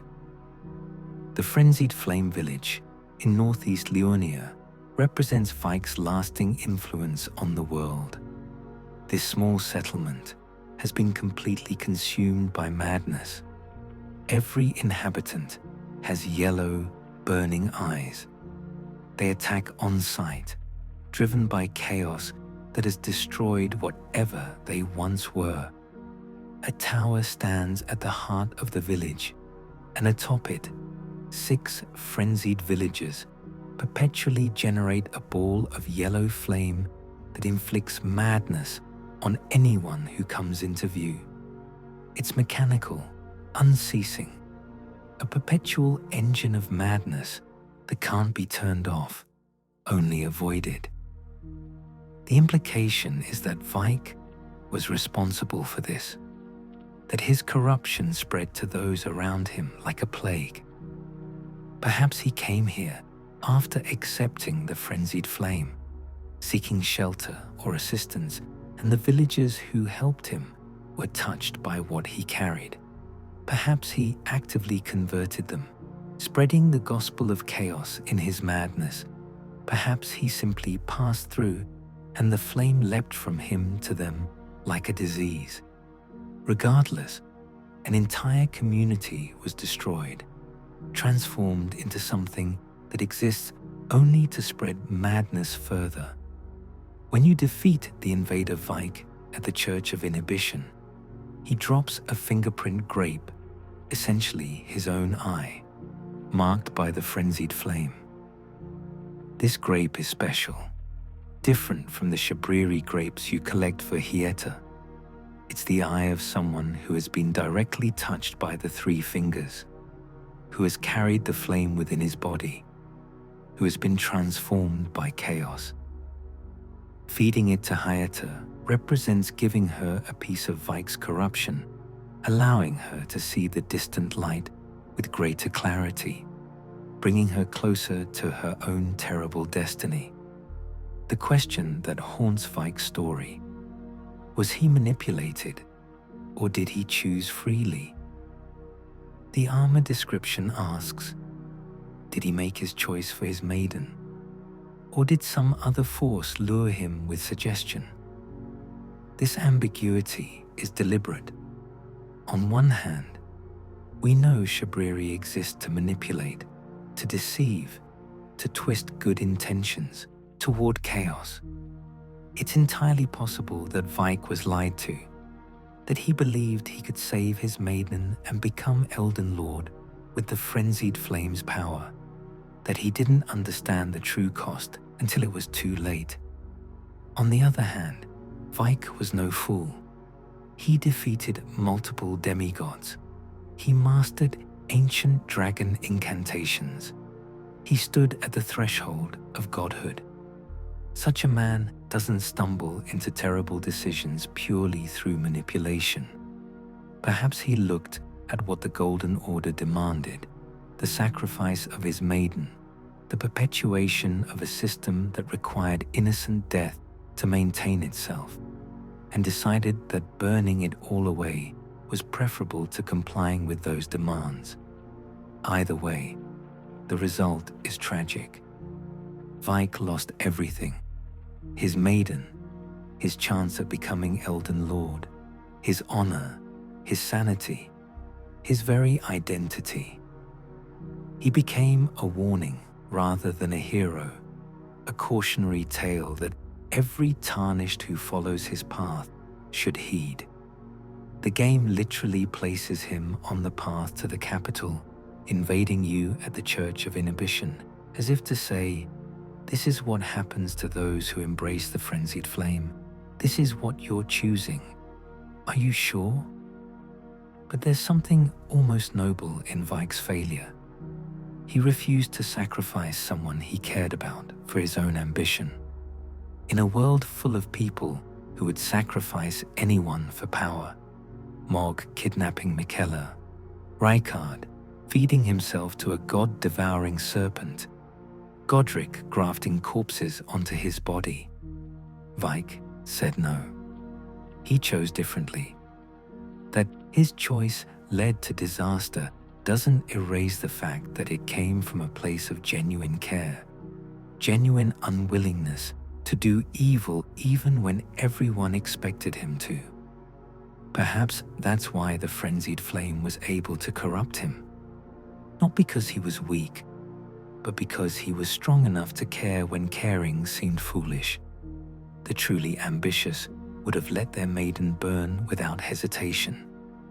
Vike hesitated, and in that moment of hesitation, when he looked for any alternative to doing what he believed was wrong, Shabriri was there to offer one. The road to hell, as they say, is paved with good intentions. Vike's story proves it. If you wear Vike's armor, wield his spear, use his incantations, you're not just cosplaying as a cool character. You're wearing the remains of the greatest tarnished who came before you. You're carrying the weapons of someone who almost changed history, and you're marked by the same fingerprints that marked him. The signature of chaos burned into metal and flesh, a permanent reminder that excellence and tragedy are sometimes inseparable. Vike represents what the player could become if they make the same choice he did. Every tarnished who descends into the merchant tomb, who stands before the Three Fingers, who considers accepting the Frenzied Flame to spare Melina, is walking in Vike's footsteps. The game knows this. It shows you his corpse at the church, his mad invader form, his imprisoned echo in the Evergull. It gives you every reason to understand that this path leads to ruin. And yet it leaves the choice open, because some players will look at what the Golden Order demands and, like Vike, decide that perhaps chaos is the more honest alternative. Chapter 6. Hyeta's Pilgrimage of Blindness.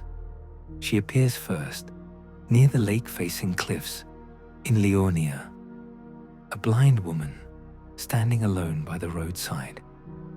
Her name is Hyeta, and she needs help. She can't see, she explains, and she's lost.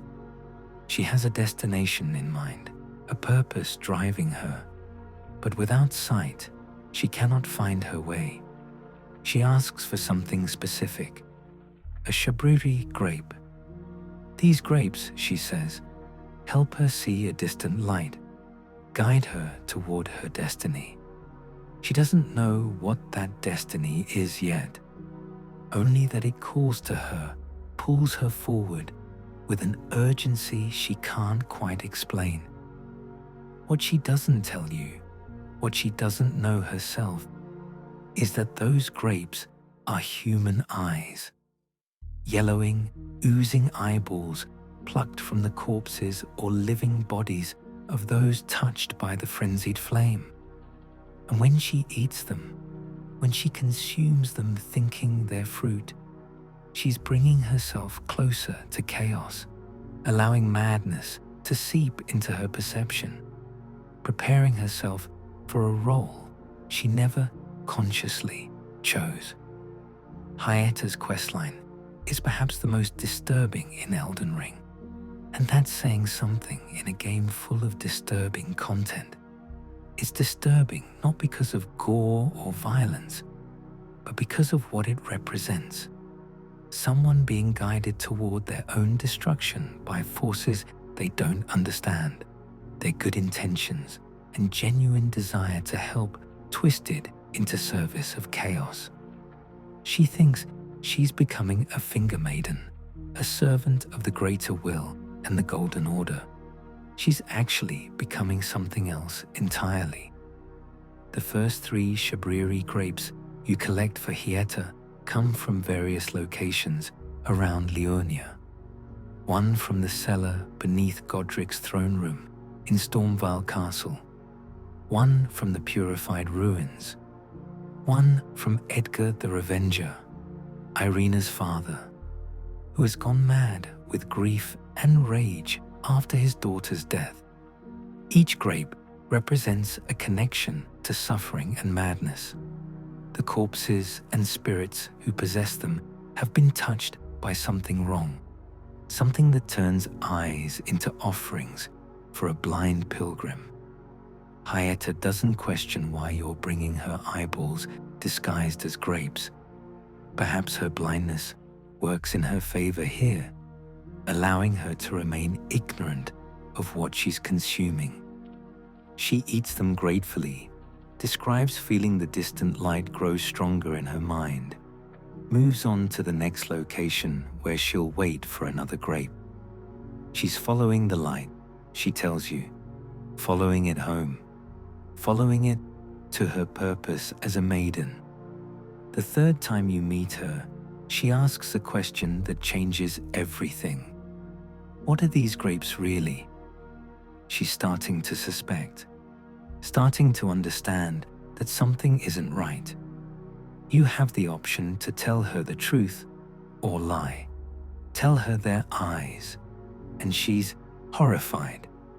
You can hear her retching after you walk away, disgusted with herself, with you, with the entire situation.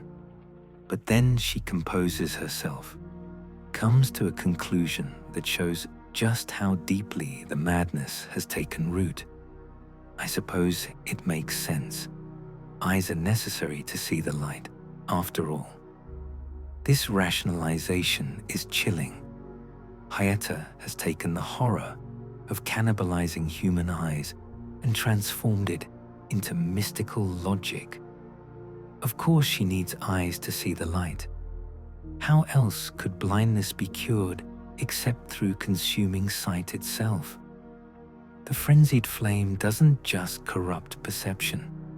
It corrupts reasoning, making the insane seem sensible, the grotesque seem necessary. After the third grape, Hyeta moves to Bellum Church, just south of the Grand Lift of Dectus. Here she asks for something different, a fingerprint grape, not just any eye touched by madness, but specifically the eye of someone who has been directly marked by the 3 fingers themselves. She needs this to complete her journey, to see the distant light with ultimate clarity, to reach her destination. The only source for this grape is Vike. You must defeat the invader at the Church of Inhibition, take his burned eye, and bring it to Hyeta.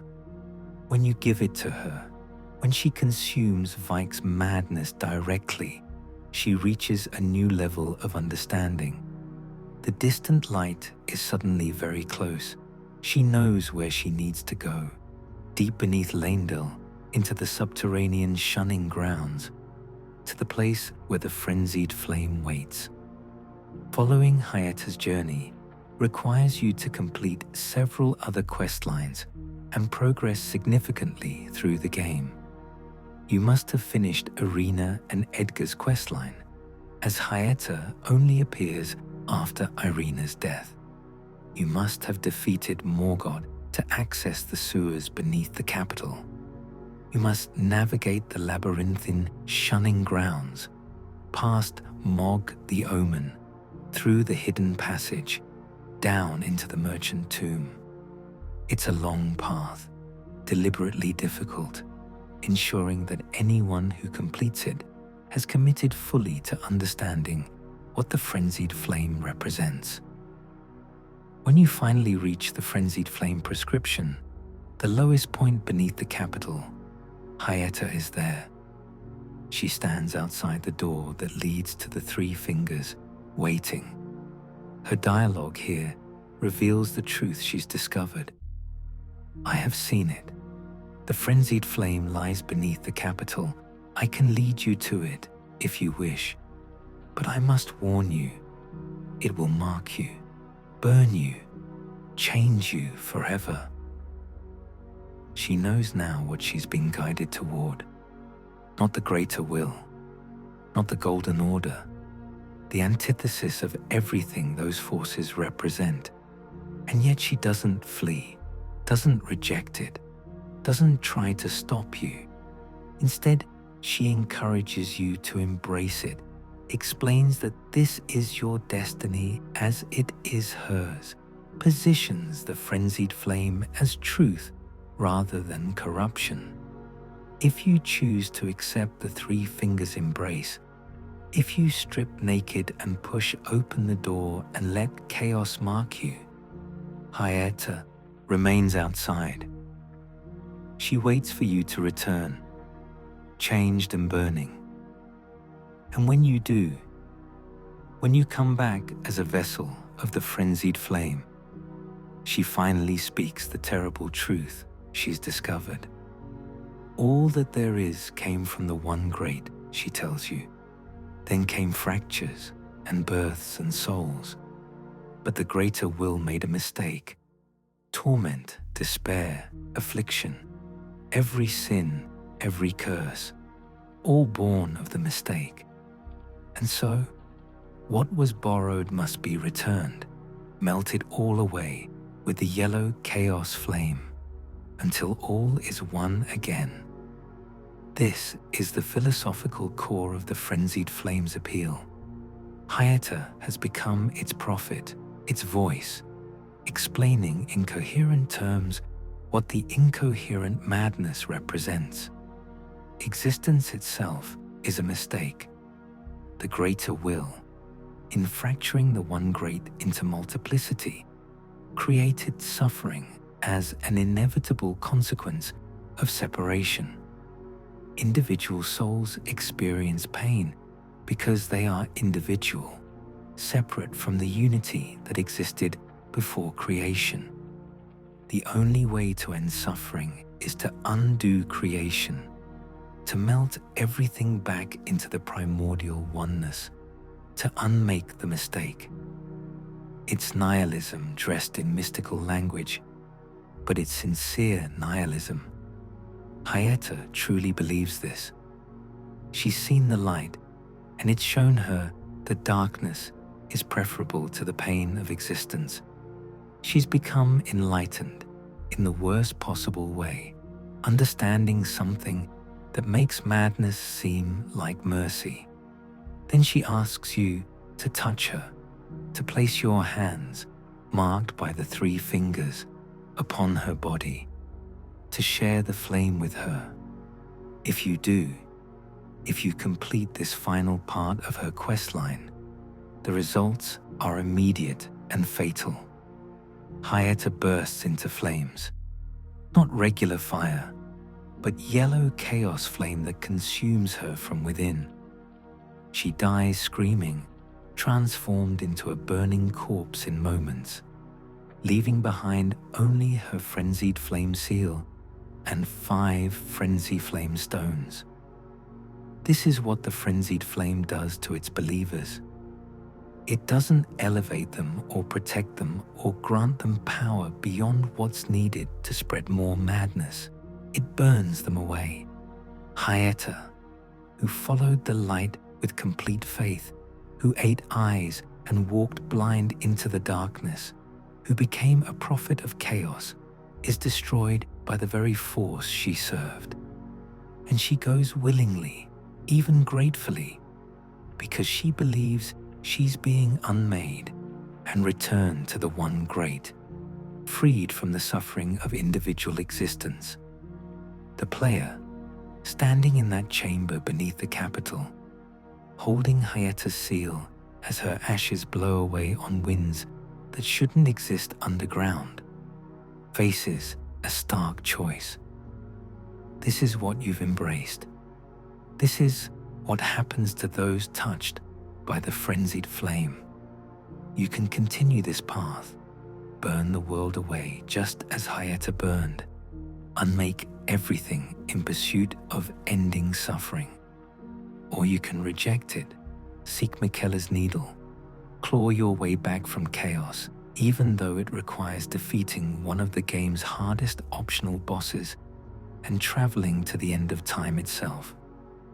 What makes Hyeta's story so tragic is that she's genuinely trying to be good. She's not evil. She's not seeking power or revenge. She's a blind woman who wants to fulfill her purpose, to serve as a maiden, to help someone.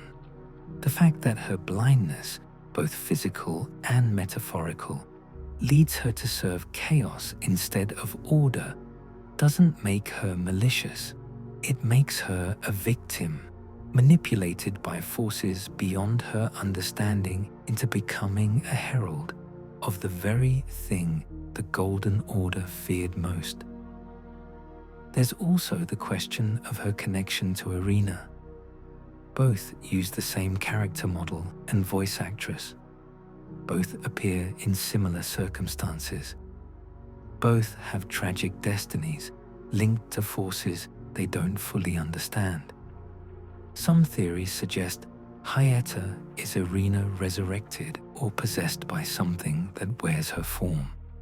Others think they're simply two similar victims, women pushed into roles they never chose by the machinations of greater powers. The game never clarifies, leaving the connection ambiguous but emotionally resonant. Hyeta's questline forces you to be complicit in her destruction. You feed her eyes. You guide her deeper into madness. You help her reach the frenzied flame. And you can choose, at the end, to be the direct cause of her death by touching her with chaos. The game makes you feel that weight, makes you responsible for someone who trusted you completely and was destroyed as a result. If you choose not to touch Hyeta, if you leave her standing outside the chamber, her fate is uncertain, but probably no better.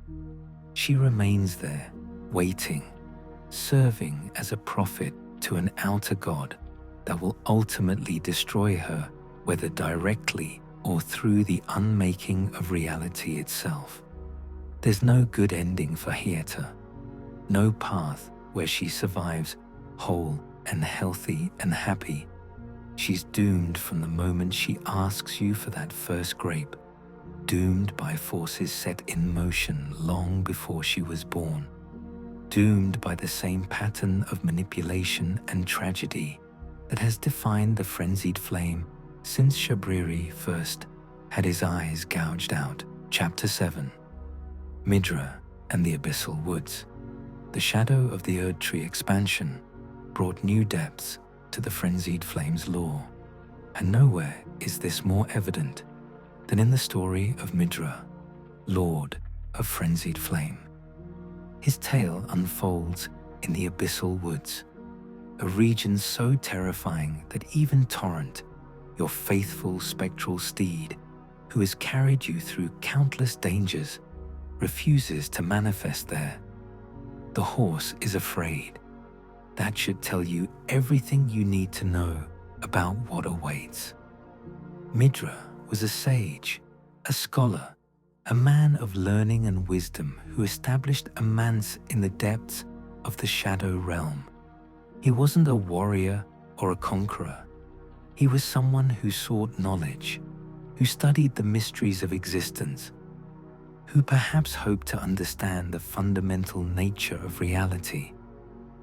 His partner was a woman named Nanaya, and together they maintained this estate, this sanctuary of learning, in a world increasingly consumed by violence and chaos. Then came the Frenzied Flame. The exact circumstances remain unclear, but at some point, the manse became infected with madness. Perhaps Midra sought it deliberately in his studies.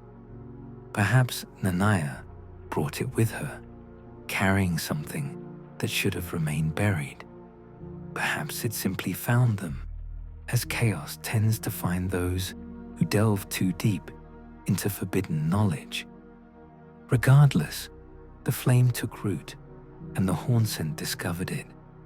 The Hornsent civilization, dominant in the Shadow Realm before it fell, had its own relationship with suffering and cruelty. They were torturers, inquisitors, believers in justice through pain, and they viewed the Frenzied Flame as an absolute evil that had to be eradicated by any means necessary. When they learned that Midra's manse harbored the flame, they sent an inquisition, not to arrest, not to question, to purge. What they did to Midra is difficult to even describe. They created a weapon specifically for him, a sword called the Great Sword of Damnation. This wasn't merely a weapon to kill. It was an instrument of eternal torment. The blade was designed with moving barbs, thorns that would shift and tear whenever the victim moved, ensuring constant agony. And they didn't just stab Midra with it. They pierced him through, driving it through his body.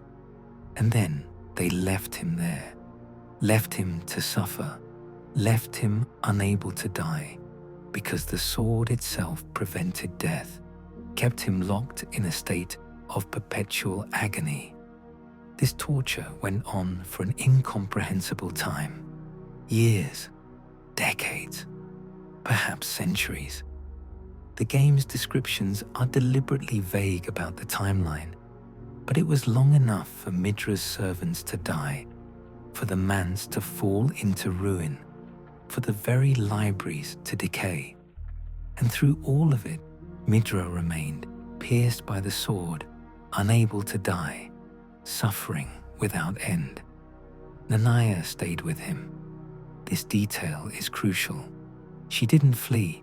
She didn't abandon him to his fate. She remained in the manse, and she asked only one thing of him: endure, not fight, not escape. Endure. Keep suffering. Don't give in. Hold on, no matter how long it takes, no matter how much it hurts. Endure. A painting in the manse shows Nanaya standing behind Midra, her hand draped across her belly in a gesture that suggests pregnancy. This has led to speculation about whether she bore a child, what happened to that child, whether perhaps Shabriri himself could be Midra's descendant, carrying on the legacy of chaos through bloodline as well as faith. The game offers no clear answers, only implications and connections that invite interpretation. The servants of Midra, who remained after the Inquisition, have their own horror story. Their eyes were burned by the Frenzied Flame, consumed by madness as they tried to serve their master in his torment. the craftsman's cookbook they left behind contains recipes for items associated with chaos, knowledge that survived even as the people who possessed it were destroyed. One spirit in the manse cries out, "I beg you, stop. Haven't I taken enough?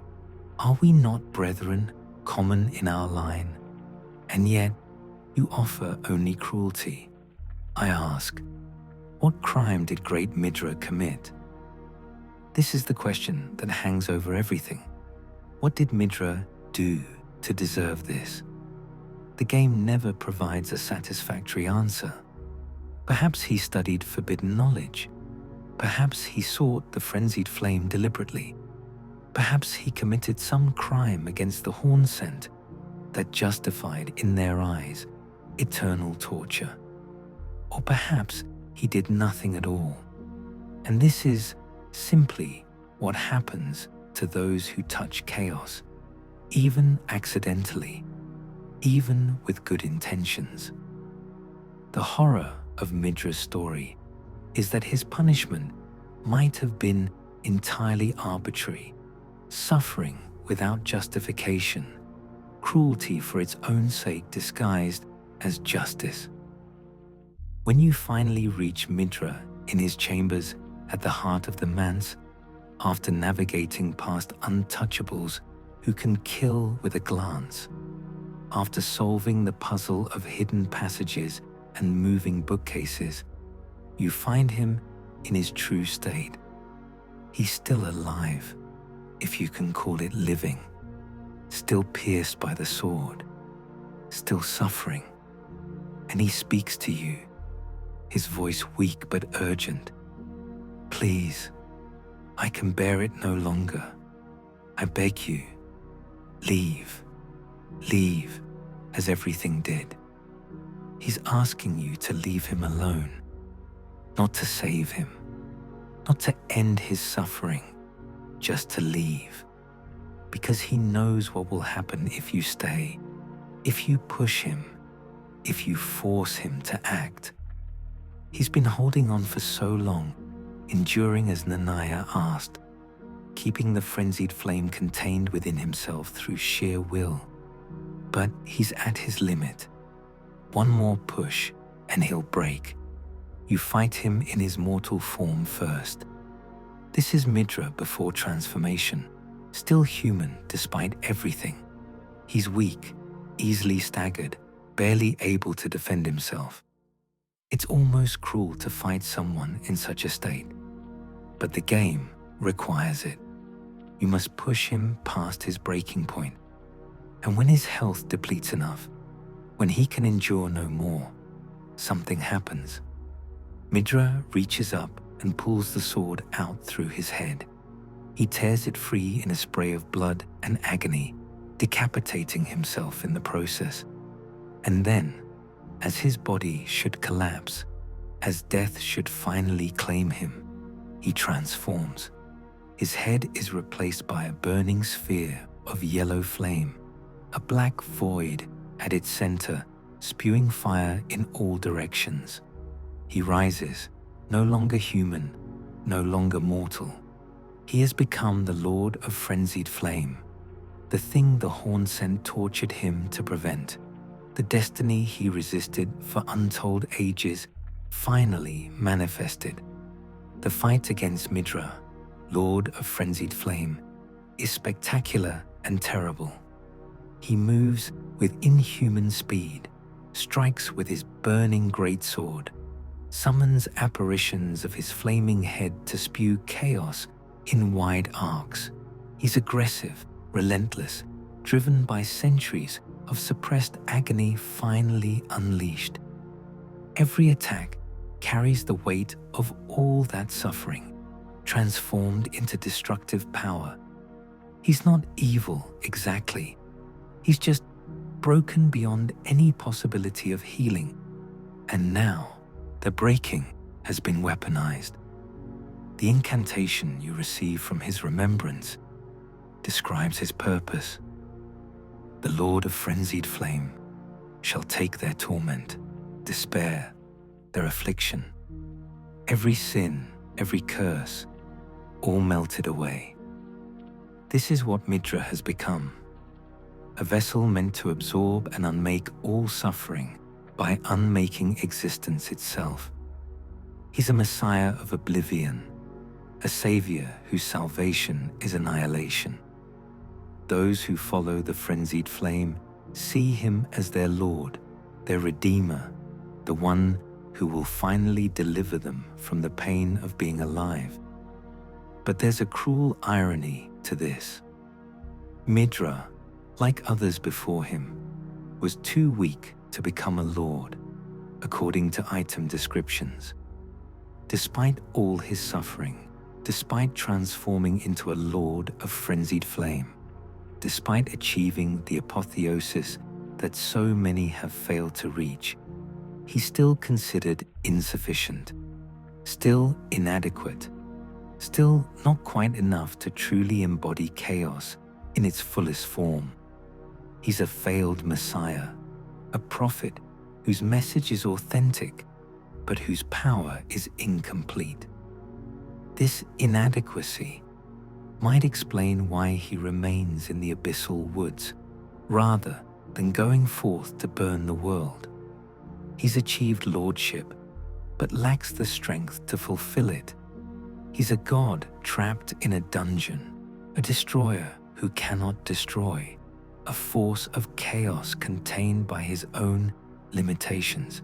It's perhaps the cruelest fate of all, to suffer eternally, to transform into something meant to end all suffering, and then to find yourself still insufficient, still unable to complete your terrible purpose. The environment of the abyssal woods reinforces this hopelessness. The fog is thick, visibility near zero.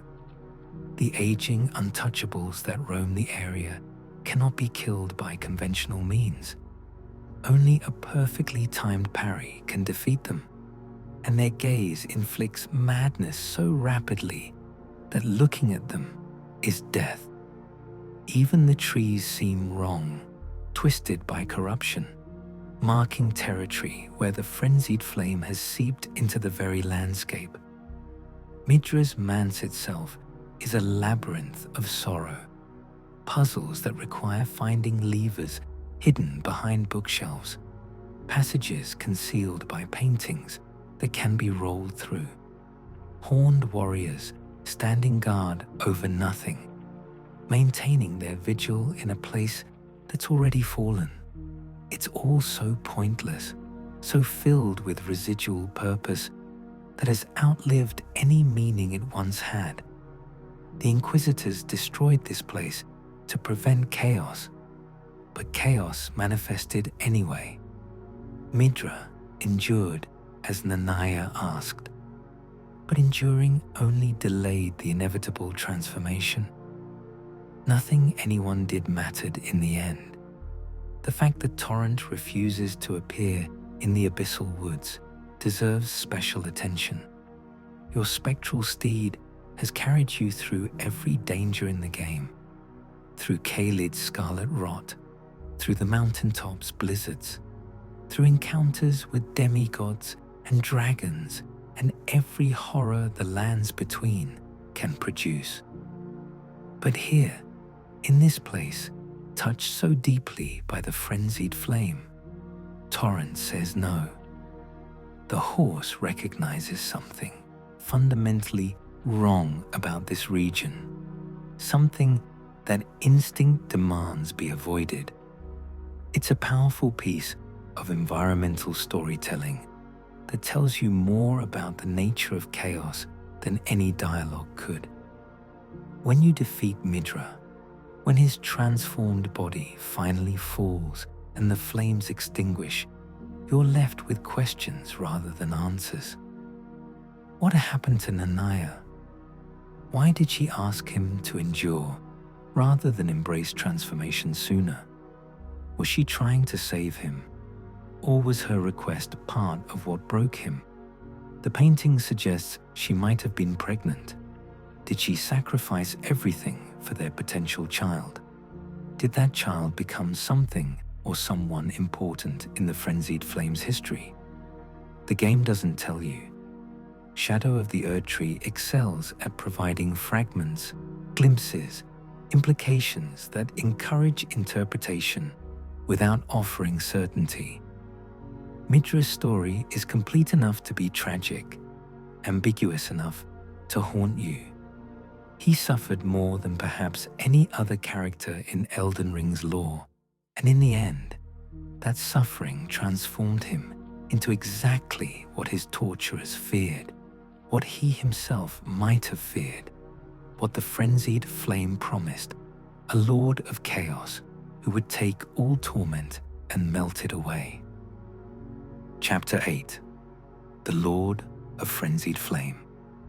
Ending. After everything, after defeating demigods and claiming their great runes, after burning the Erdtree and defeating Radagon, after battling the Elden Beast itself and standing victorious in the heart of the shattered Elden Ring, you face a choice.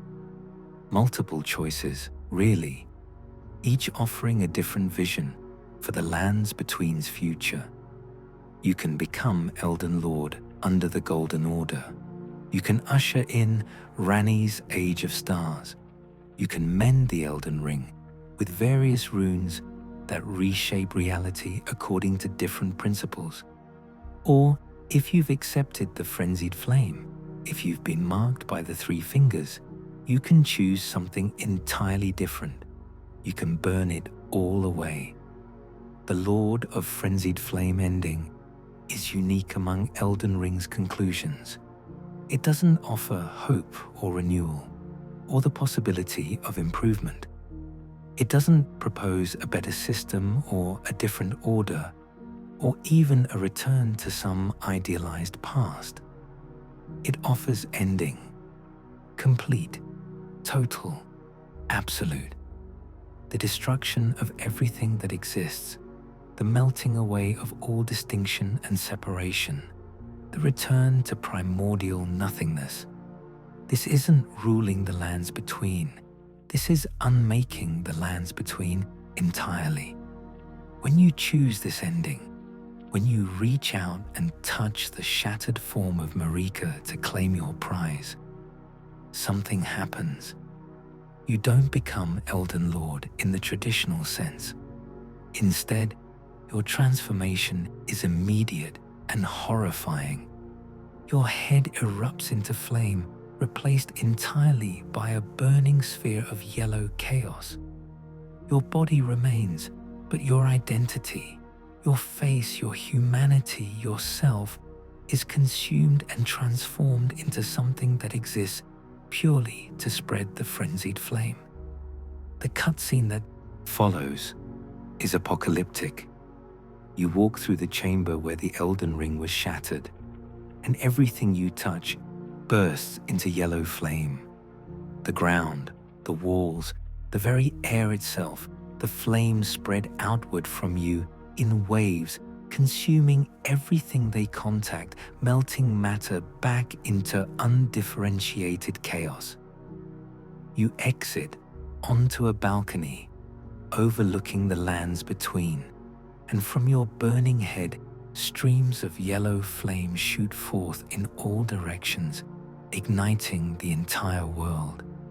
Watch the horizon. Watch how the flames spread. They don't consume like normal fire, burning fuel and leaving ash. They unmake. They dissolve. They cause everything they touch to lose its coherence, its definition, its ability to be distinct from anything else. Trees, buildings, mountains, sky, all of it melts together into a sea of yellow chaos. You're witnessing the end of existence itself, reality being unwoven by your very presence. The description of what you've become is chilling. The Lord of Chaos, the Lord of Frenzied Flame, the chosen vessel through which chaos will unmake creation. You're no longer the tarnished who struggled across the Lands Between. You're not even really you anymore. The frenzied flame has claimed you so completely that your individual identity has been erased, replaced by its purpose. You exist now only to burn, to spread, to unmake. You're a walking apocalypse, a god of destruction in the most literal sense. But here's what makes this ending particularly disturbing. The game suggests you might be conscious through all of this. You're not just a mindless force. Some part of you, whatever remains after the transformation, is aware of what you're doing. You're watching the world burn. You're seeing everyone and everything you've encountered, allies, enemies, innocents, the guilty, all of them melting away into nothingness. And you can't stop. Or perhaps you don't want to stop, because the frenzied flame's perspective has become your perspective. Suffering exists, therefore existence should end. It's logical, it's merciful, it's necessary. The game offers no glimpse of what happens after. No epilogue showing a reborn world or a new creation emerging from the ashes, because there is no after. That's the point. The frenzied flame doesn't destroy, so something better can replace what was destroyed. It destroys because distinction itself is the problem, because separation is suffering, because the only true peace is the peace of nothingness. Everything ends, and it stays ended. Eternal oblivion, permanent nothingness. The return to the one great, if such a thing exists, or simply void if it doesn't. Melina's final scene provides the only glimpse of resistance. If she sacrificed herself at the Forge of the Giants before you accepted the frenzied flame, she's gone. But if you saved her by burning yourself, if you took the three fingers mark and became the kindling in her place, she survives. And in the ending, she appears one final time.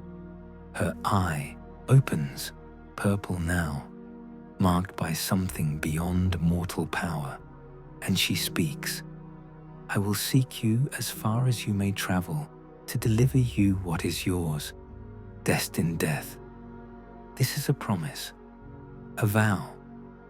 Melina isn't accepting the ending you've chosen. She's declaring war. She will hunt you across whatever remains after the burning, and she will kill you, or she'll die trying. It's the only ending where an NPC explicitly condemns your choice, where someone you've traveled with, someone who believed in you, rejects what you've become entirely. It adds a note of tragedy to what would otherwise be pure nihilism. You saved her, and now she has to try to save the world from you. It's a heartbreaking inversion of the relationship you built. The requirements for this ending tell their own story. You must descend into the deepest darkness beneath the capital. You must strip yourself naked before the three fingers. You must let chaos mark you, burn you, change you. You must carry that mark through the rest of your journey, knowing what it means, seeing the evidence of it every time you look at your character, and then, at the very end, when other options present themselves, you must actively choose to embrace it fully. The game doesn't force you. It doesn't lock you in without warning, except insofar as accepting the flame locks out other endings unless you go through extreme effort to purge it. You have to want this, or at least want it more than any alternative. What kind of player chooses this ending? The game seems designed to discourage it. You see what it did to Vike. You see what it did to the merchants. You see what it did to Midra. You watch Hyetta burn. You're shown repeatedly and explicitly that the frenzied flame destroys everyone it touches. And yet some players look at all that evidence and think, yes, this is what I want. This is the right choice. Perhaps they're role-playing a character driven mad by the horrors they've witnessed. Perhaps they're philosophically aligned with the frenzied flame's perspective, genuinely believing that existence is suffering, and ending it would be mercy. Perhaps they just want to see what happens, curiosity overriding caution. Or perhaps they look at the Golden Order, at its cruelty, its injustices, its demand for sacrifice, and decide that burning it all away is preferable to perpetuating or reforming a fundamentally broken system. The fact that this is even an option says something profound about Elden Ring's worldview. Most games with multiple endings include a clear, bad ending, but they usually make it obviously worse than the alternatives. Not so here. The frenzied flame ending is bad, certainly, but it's presented with the same seriousness and philosophical weight as the other endings. It's not treated as a joke or a punishment for poor decisions. It's treated as a legitimate conclusion to the story. Horrifying, but coherent. Terrible, but understandable. This moral ambiguity is deliberate. The game wants you to question whether the Golden Order deserves to survive, whether the lands between, with all its suffering and injustice and horror, should be given another chance, or burned away and forgotten. Whether the cycle of violence and exploitation and cruelty can ever be broken, or if the only real solution is to end the cycle by ending everything. These aren't rhetorical questions. They're genuine philosophical problems that people have grappled with throughout history. Questions about suffering and justice, and whether existence itself is a gift or a curse. The Lord of Frenzied Flame ending is nihilism as gameplay mechanic, apocalypse as player choice.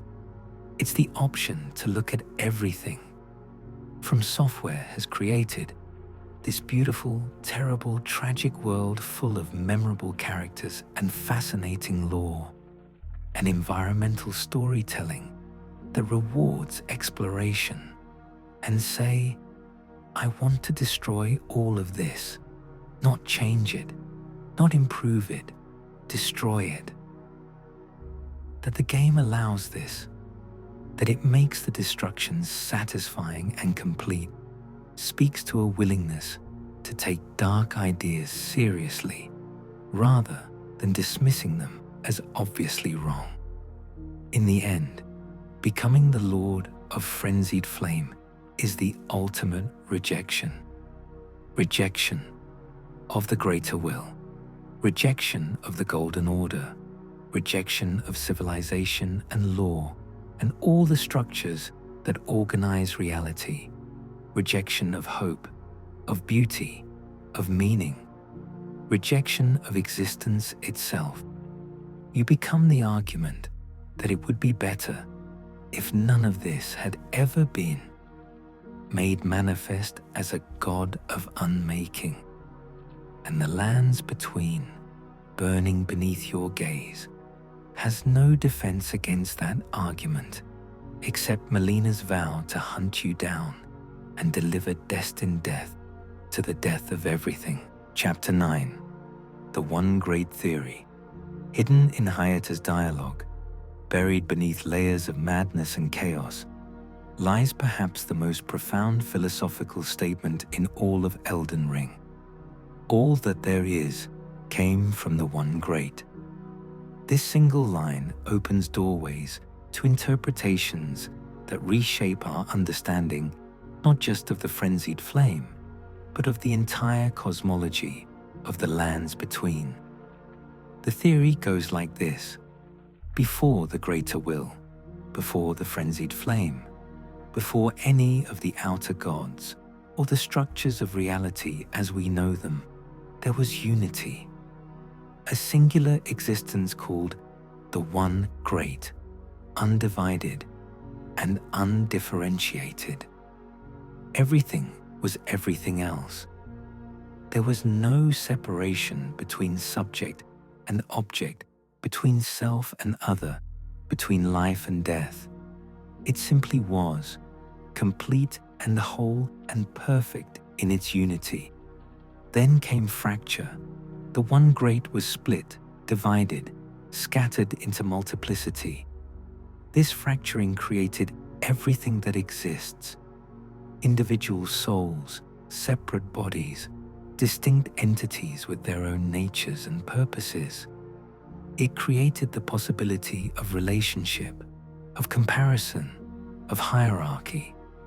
But it also created something else, something the One Great had never contained: suffering.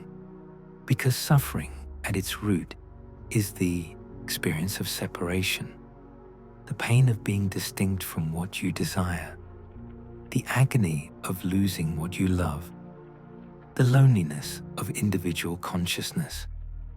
All of this is possible only in a fractured reality. According to this theory, the greater will emerge from or cause this fracturing.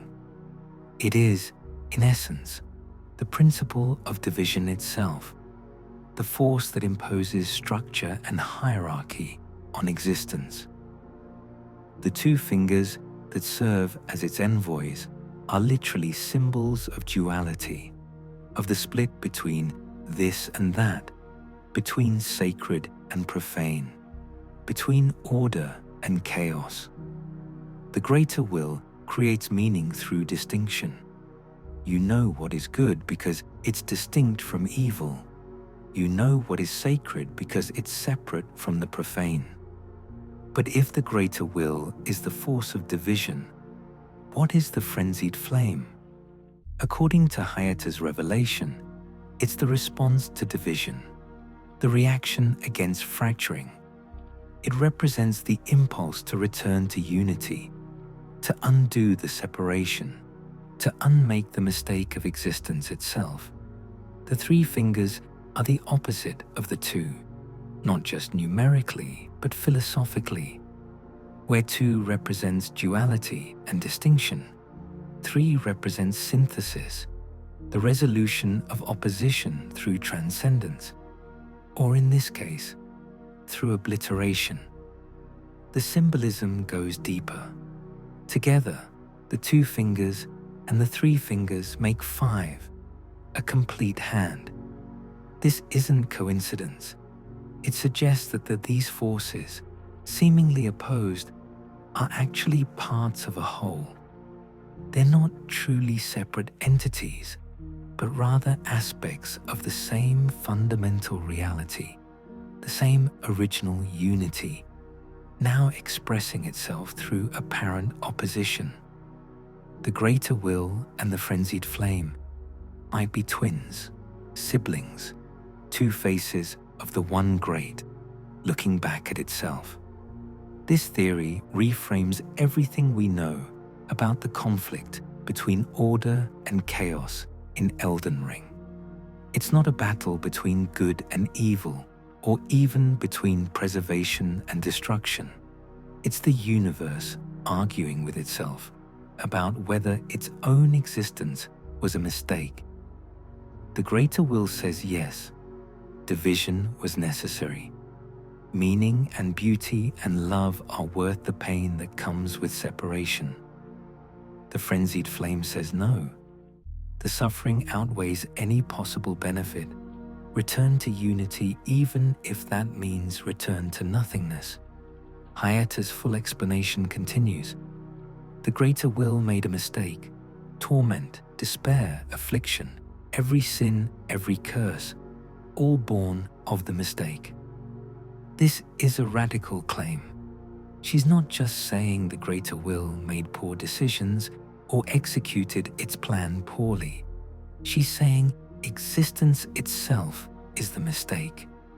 The very act of fracturing the one great, of creating multiplicity and distinction, was an error that produced all subsequent suffering.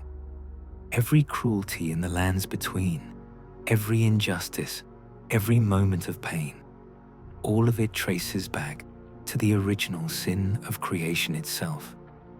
If this is true, if existence is genuinely a mistake, then the Frenzied Flame's solution becomes not just understandable but logical.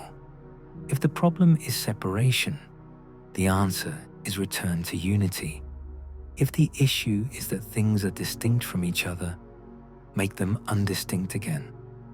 Melt it all away with the yellow chaos flame until all is one again. Not until we've built something better or reformed what exists, but until we've returned to what was before things began. The only way to fix the mistake is to undo it completely.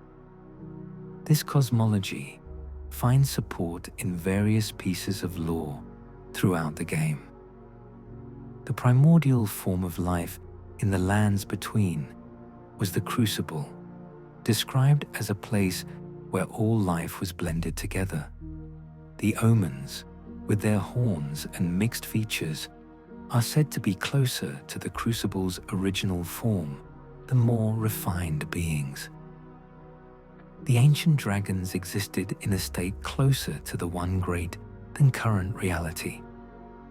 Patterns throughout the world suggest that unity, mixture, and undifferentiation are older and perhaps more natural than the order the greater will has imposed. The Elden Ring itself might be seen as a tool of division. It contains the laws that govern reality, the runes that determine how existence functions. By shattering it, Marika might have been trying to break free from the greater will's imposed order to allow reality to become more fluid again. The shattering wasn't just political chaos, it was ontological chaos, the weakening of the structures that keep reality separate and defined. But here's where the theory becomes truly uncomfortable. If the One Great was perfect unity, if there was no suffering before the fracturing, why was the fracturing allowed to happen? Did something choose to split the One Great? Was it accident or purpose? The game never answers this, and perhaps can't answer it, because such questions might not have answers in any form humans can comprehend. Some interpret the Frenzied Flame not as evil, but as tragic necessity. From this perspective, the greater will's creation of meaningful existence was beautiful but unsustainable. Suffering accumulates, injustice compounds. Eventually, the weight of pain becomes so great that mercy demands an end. The Frenzied Flame is the universe's immune response to itself, the mechanism by which existence can be rebooted when it's become too corrupt to continue. It's not a villain destroying something good. It's a reset button being pressed because the system has become irredeemably broken. Others see darker implications. If the Frenzied Flame succeeds, if everything returns to the One Great, what prevents the cycle from beginning again? Will the unity be fractured once more? Will new suffering be born from new separation? Is existence a repeating cycle of unity, breaking into multiplicity, reality becoming corrupt, and chaos melting everything back together again? Are we trapped in an eternal recurrence of creation and destruction, meaning and meaninglessness, existence and void? The theory also raises questions about consciousness and identity. If we return to the One Great, Do individual consciousnesses persist in some form, or are they destroyed, melted away along with everything else? Hyeta's death by flame suggests the latter. She doesn't transcend to a higher state of unity, she simply burns away. But maybe that burning is itself the return, the transformation from individual existence back into undifferentiated oneness. Maybe what looks like death and destruction is actually liberation from the prison of selfhood.